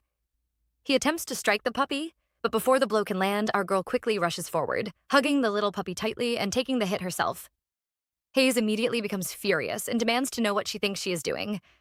Our girl responds firmly, telling him that his actions are unnecessary and explaining that the creature is only a harmless little puppy. Her words irritate him even more. Hayes angrily shouts at her, warning her not to tell him what to do. In a burst of anger, he slaps her across the face and orders her to take the puppy and disappear, insulting the poor animal by calling it an ugly mongrel. Still complaining as he walks away from the scene, he grumbles that having such a ridiculous puppy around would only give people another reason to tease him. His harsh reaction deeply hurts our girl. She looks down sadly at the puppy she is holding, but the little animal gently licks her face, prompting a sincere, heartfelt smile. For the very first time in her life, the affection she gives to someone is returned. Meanwhile, Hayes soon begins asking for another pet instead. At first, their parents try to persuade him to reconsider, yet their efforts fail. They eventually give in because they cannot refuse their beloved eldest son's wishes for long. The puppy, which is still not fully grown, is sent away to live with a farmer who regularly delivers milk to their household. Out of everyone in the house, our girl is the only one who feels truly heartbroken about the situation. The adults encourage her not to be so upset, explaining that shedding tears over a mere beast is unnecessary. Even the servants attempt to console her, though some of them show mild annoyance while telling her that once she grows older, she will eventually forget about the puppy. Despite all those words, time passes, and she grows a little older, yet she never once forgets the adorable puppy that had shown her kindness. After quite some time has passed, she encounters a very familiar dog on a certain day, walking behind a farmer along the road. As she quietly stares at the animal, the dog suddenly notices her and greets her warmly with a soft and friendly bark. Our girl freezes in place, staring at the dog, her face filled with complex emotions. That small greeting touches her deeply because she realizes that the dog standing before her is none other than the same puppy from years ago, now fully grown. The realization makes her heart ache. The scene then shifts back to the present, where our girl is sitting quietly on the couch inside Cloden's place, lost in memories of the past. She slowly rubs her belly as she recalls what happened earlier during her moment of intimacy with Cloden. Confusion fills her thoughts as she wonders whether there truly is no life growing inside her womb, because she clearly remembers feeling something strange earlier that evening. Sitting up slightly, she begins thinking about the strange way our male lead has been acting since that incident. His behavior changed after that night they shared the same bed. Since then, many of his actions suggest he is trying to be careful around her. The change becomes even more noticeable during moments of physical contact. Normally, embracing each other never feels unusual to her, but ever since that incident, he occasionally rubs her belly whenever they come close to each other. However, even that is not the most troubling thing. What truly unsettles her is the way our male lead sometimes looks at her stomach. After sitting there for a moment, our girl slowly rises from the couch. She begins to wonder whether our male lead might be in his study again, since she cannot find him anywhere else in the house. Lately, she feels as though she barely sees him at all. As she walks, her thoughts begin drifting once again. She quietly questions what would happen if she truly is carrying a child inside her womb. The thought makes her imagine them becoming a family together. In her mind, she pictures what it would be like if such a future existed. Soon she arrives at the door of his study and gently knocks before announcing that she is coming in. She opens the door and calls out, asking if he is there. Receiving no response, she looks around the room and wonders if he has stepped out somewhere. While searching the room, her attention suddenly lands on a nearby table filled with experimental beakers and tubes containing various unknown chemicals. Among all the items placed there, a particular small glass container captures most of her attention. Curious, she reaches for it and picks it up, examining it closely with a puzzled expression because she is not completely certain about what it is, yet she assumes that it might be some kind of medical potion. Our girl continues staring at the little glass bottle in her hand when she suddenly hears a faint creaking sound behind her. The sound makes her turn around to check where it is coming from. Cloen slowly approaches her, surprised, explaining that he did not realize she was there.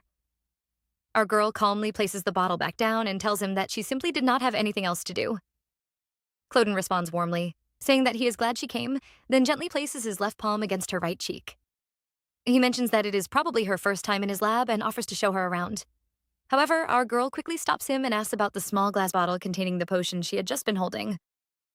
Cloen casually replies that it is nothing important, yet she continues to question him, insisting that if it is truly nothing, then it should not be sitting inside his laboratory. Hearing her persistence, Cloen sets down the books he is carrying on the nearby table and wonders aloud whether she has suddenly developed a dislike for potions.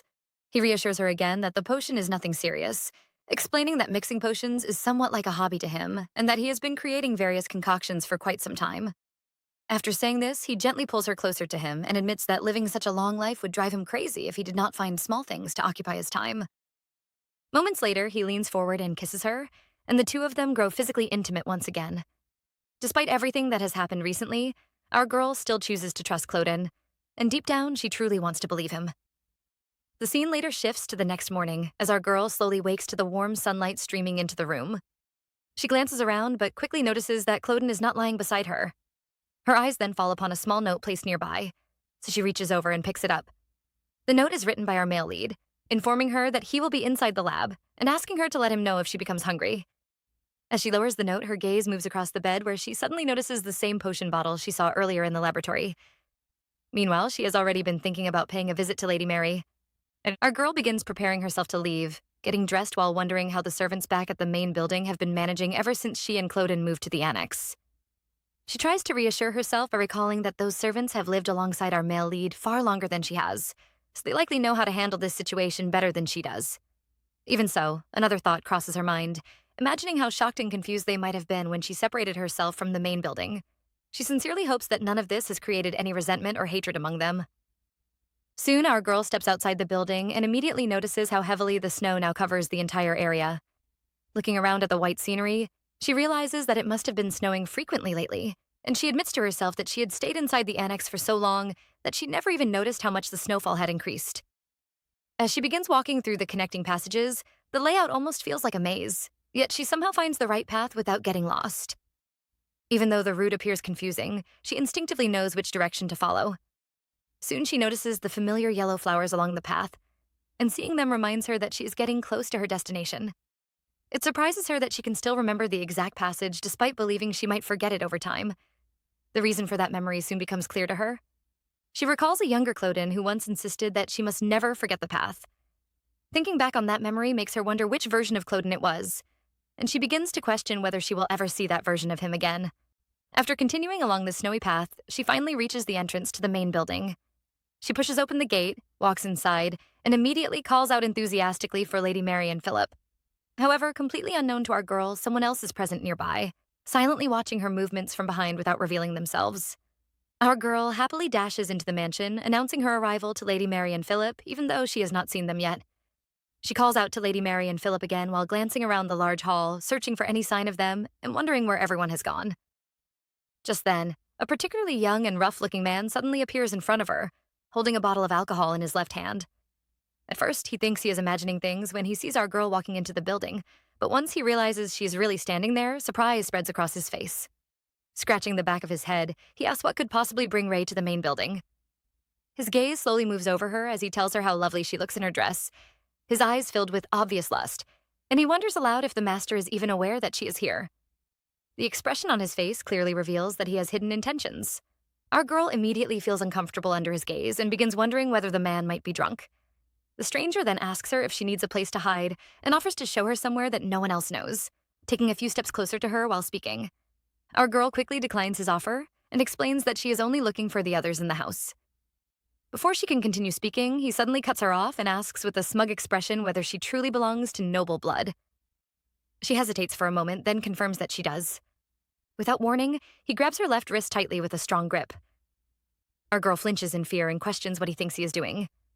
The stranger then mentions with disturbing excitement that this will be his first time with someone of noble blood, wondering aloud what special charm she possesses that made the master fall completely for her. Realizing where his words are leading, our girl begins crying out for help. In the next instant, a flower vase suddenly crashes against the back of the stranger's head.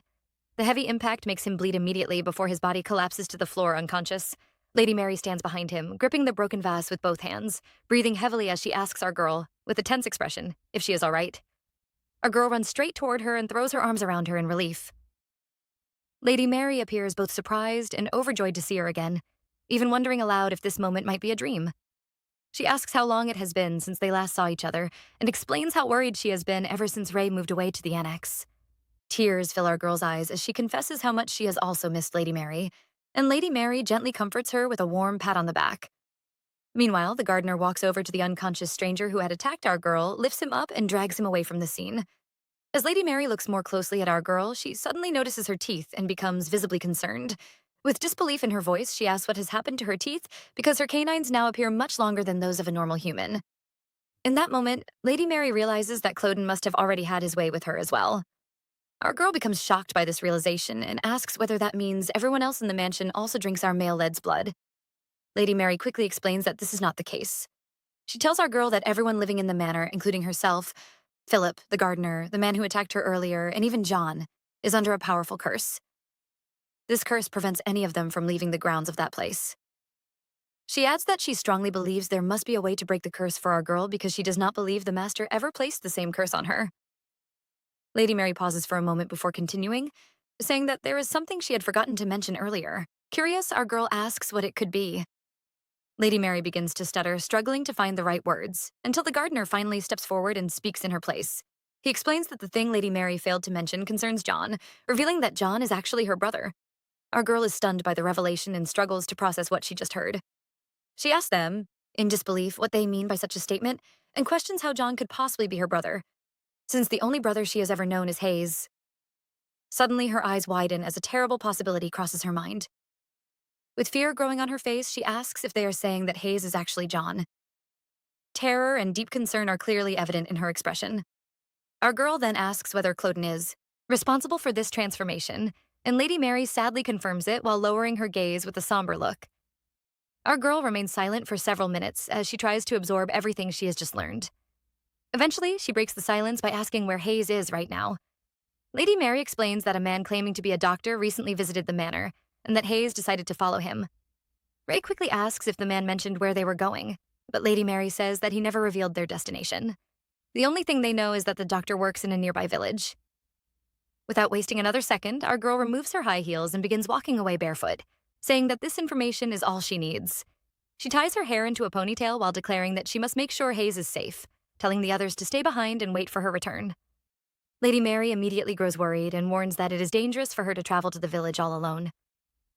Our girl reassures her that she will be quick, then hurries off. As she walks away, she quietly admits to herself that Cloen must have done something strange to her. After a few steps, she pauses, turns back toward them, and promises once again that she will return soon. When she does return, she declares that they will all escape from that terrible place together. The scene opens in a snowy compound where a man and a woman are having a discussion outside a small building, the cold air surrounding them as the woman thanks the man, who is believed to be a doctor, for helping her earlier, and he politely accepts her gratitude before bidding her farewell, warning her to be careful of the snow on her way home. As soon as she leaves, he steps back into the building with a tired sigh, muttering that he is finally done with the day's work, clearly exhausted from attending to patients all day. The woman he treated earlier had a fracture, a case that he admits will not bring him any real money, causing him to complain about how difficult it has become to keep up with the rising costs of medicine. Yet despite all this, he still appears relaxed and satisfied because he had a box filled with costly jewelry. At first, he had been surprised, even doubtful, that the freak would pull through. Yet the freak did, which makes the doctor believe that things will become very interesting in the future once he either finds a cure or sells some of the information he has gathered. His thoughts are suddenly interrupted by a knock on the door, pulling him back to reality. A voice from outside calls out to him, but he immediately responds that he is no longer seeing patients for the day and tells the visitor to come back tomorrow instead. The person behind the door insists that the matter is urgent, saying it will only take a few minutes, but the doctor refuses, clearly unwilling to deal with anyone else at that late hour. He proceeds to lock the door firmly while explaining that, although he understands the urgency, there is nothing he can do right now, and urges the person to return very early the next morning. Suddenly, the voice outside grows angry and hoarse, the woman behind the door striking the door with such force that the wood begins to crack, demanding that he open it immediately because the situation is urgent. The sudden display of strength frightens the doctor, making him realize that the person outside is a woman, leaving him confused about how someone like her could possess such strength. Curiosity soon takes over, forcing him to unlock the door and open it, only to freeze in shock at what he sees.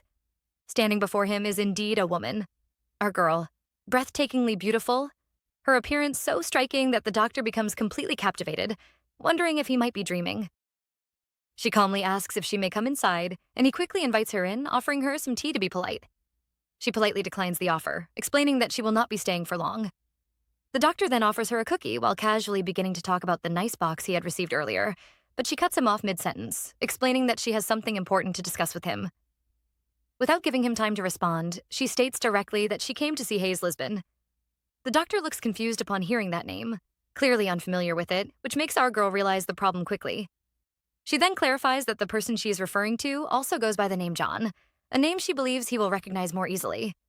The moment he hears that name, the doctor's expression changes, surprise mixed with fear appearing on his face. He nervously asks if she is from the estate, glancing at the jewelry box nearby with uneasiness. Our girl calmly assures him that she has no intention of taking the jewelry away from him, explaining that she only wants to see John. Hearing this, the doctor slowly gestures for her to follow him upstairs to the room where John is staying. They walk up the stairs in silence, neither of them saying a single word as they quickly reach a closed door. The doctor points toward the door, signaling that John is inside, then knocks while calling out for him to open up. Our girl also calls out to Hayes, firmly telling him to open the door and warning that if he refuses, she will have no choice but to break it down herself. A voice from inside the room, Hayes, asks how she managed to find him there. She calmly assures him that he should come out because she is the only one who came to see him. Hayes refuses to believe her, accusing her of lying and claiming she must be with the old lady she's close to. The doctor quickly steps in, explaining that Hayes is mistaken, assuring him that the only person there is a beautiful woman, referring to Ray. Hayes immediately tells her in a firm voice to go back, declaring that he never wants to see her again while calling her nothing more than a traitor. Without showing the slightest emotion on her face, our girl suddenly breaks the door open, even though the doctor desperately tries to stop her. Inside the room, Hayes is seen standing, a cloak covering his face. The moment he sees her, he quickly moves back, warning her not to come any closer while telling her to leave immediately. He angrily asks whether they sent her to capture him, referring to our male lead as the monster she loves, and loudly declares that he will never return to that place again. Our girl calmly walks toward him while he continues shouting, completely unfazed by his anger. As she approaches him, she suddenly grabs the piece of cloth covering his face and forcefully pulls it away so she can see him clearly. The moment she sees his face, shock spreads across her expression. Hayes now looking sickly and hideous, his appearance far worse than she expected. Staring at him in disbelief, she softly calls out his name, her voice filled with confusion and shock as she struggles to recognize the brother she once knew. After she pulls the piece of cloth away from Hayes' face, he immediately becomes furious, his anger exploding as he tells her to stop, demanding to know who she thinks she is to meddle in his affairs, accusing her of being the one who betrayed him first by ignoring every single letter he had sent her in the past. His voice grows even harsher as he asks if Cloen, the monster she loves, told her that he intends to take revenge on him, questioning whether that is the reason she followed him all the way there. Hayes continues ranting, claiming that Dr. Thomas has already promised to fix her, insisting that her journey there is pointless because nothing has changed, and cruelly declaring that she will always remain the same useless and unlovable piece of baggage she has always been. Hearing those harsh words, Dr. Thomas quietly steps in, remarking that such a statement is far too harsh to say to someone. Our girl does not argue or react outwardly to Hayes' insults. Instead, she simply turns around and begins walking away. The doctor quickly grows concerned, rushing after her and reaching out to grab her left arm. The moment he touches her, she turns sharply and frees herself from his grip with surprising ease. Thomas immediately apologizes, explaining that he did not mean to grab her like that. He gently urges her not to take Hayes' earlier words too seriously, explaining that many patients become sensitive, irritable, or aggravated during treatment. Trying to ease the tension, he asks for her name. Our girl lies calmly, telling him her name is Siri. Thomas comments that the name sounds beautiful. Our girl then slowly turns her gaze toward him, her expression unreadable as she asks him what exactly he plans to do with Hayes. Her questions become sharper as she asks whether he plans to run experiments on him, place him in some kind of circus show, or sell him off somewhere else for profit. Thomas looks genuinely confused by her accusations. He insists that he has no idea what she is talking about, explaining that his only intention is to restore Hayes to good health. The moment she hears the word restore, she slowly repeats it under her breath, her expression turning eerie and cold. Suddenly, she grabs Thomas by the neck with terrifying strength, lifting him off the ground before slamming his back hard against the wall of the building. Thomas is completely shocked, his eyes wide with confusion, as he desperately struggles to loosen her iron grip, asking why she is doing this to him. Our girl calmly tells him that she has a simple request. She orders him not to do anything suspicious and warns him that everything that happened there must never be spoken about to anyone. She threatens him clearly, saying that if he tells anyone, she will make sure he meets the same fate as Hayes, and that she will also report him to the jewelry store owner for the valuables he stole. Dr. Thomas trembles violently under her grip, fear completely overtaking him as he hurriedly swears he will tell not a single soul about what happened there. He insists he only wanted to try healing a patient like John, nothing more. After hearing this, our girl finally lets him go. Thomas drops down, coughing violently, struggling to catch his breath. She calmly tells him she is counting on him to keep his word before turning away. As she walks away, she bids him farewell and asks him to take good care of Hayes for her. Just as she begins leaving the area, she suddenly stops, remembering something important. She turns back around, holding a small bottle in her hand, the very potion she had found earlier in Hayes' study. She asks Thomas if he can identify the potion. Still coughing, Thomas looks at the bottle and admits that it is difficult to identify a potion just by looking at it. However, judging by the color, he says it resembles a hemostat. Our girl then asks a very specific question, asking whether such a potion can be used on pregnant women. Thomas immediately shakes his head, explaining that such a potion should never be used on pregnant women. He adds that it is commonly used to abort a child before asking who gave it to her. The moment she hears this answer, memories rush through our girl's mind. She remembers the moment she had first seen the potion inside Cloen's study and asked him what it was used for. She clearly recalls how he casually told her that it was nothing important. The realization hits her all at once, causing her to suddenly burst into hysterical laughter. Her reaction startles Dr. Thomas so badly that chills run down his spine. In the middle of her laughter, she calls out Cloen's name, asking aloud how he could dare take away her silver lining as well. Later at the annex, our male lead approaches her, asking where she has been all this time and telling her he has been searching for her all day. Our girl lies to him, claiming she simply needed some time to think, so she went to the maze garden. However, he does not believe her story. He calmly asks her to be honest and tell him where she truly went. Before he can continue questioning her further, our girl gently interrupts him. She raises her hand and places her right palm against his left cheek, softly calling his name. In a gentle voice, she apologizes for the way she treated him earlier, admitting that she has been harsh toward him lately, adding that she understands he must have his own reasons for everything he has done. After saying this, she leans closer and gives him a brief kiss. She then suggests that the two of them should take a walk together the following day. Her sudden change surprises him greatly. A warm smile spreads across his face as he pulls her into a tight embrace, thanking her sincerely. He promises to treat her well from now on, and never make her regret forgiving him. While holding her in his arms, he continues telling her how much he loves her and how deeply he cherishes her, speaking those heartfelt words while they remain wrapped in the same embrace. Enjoying this so far?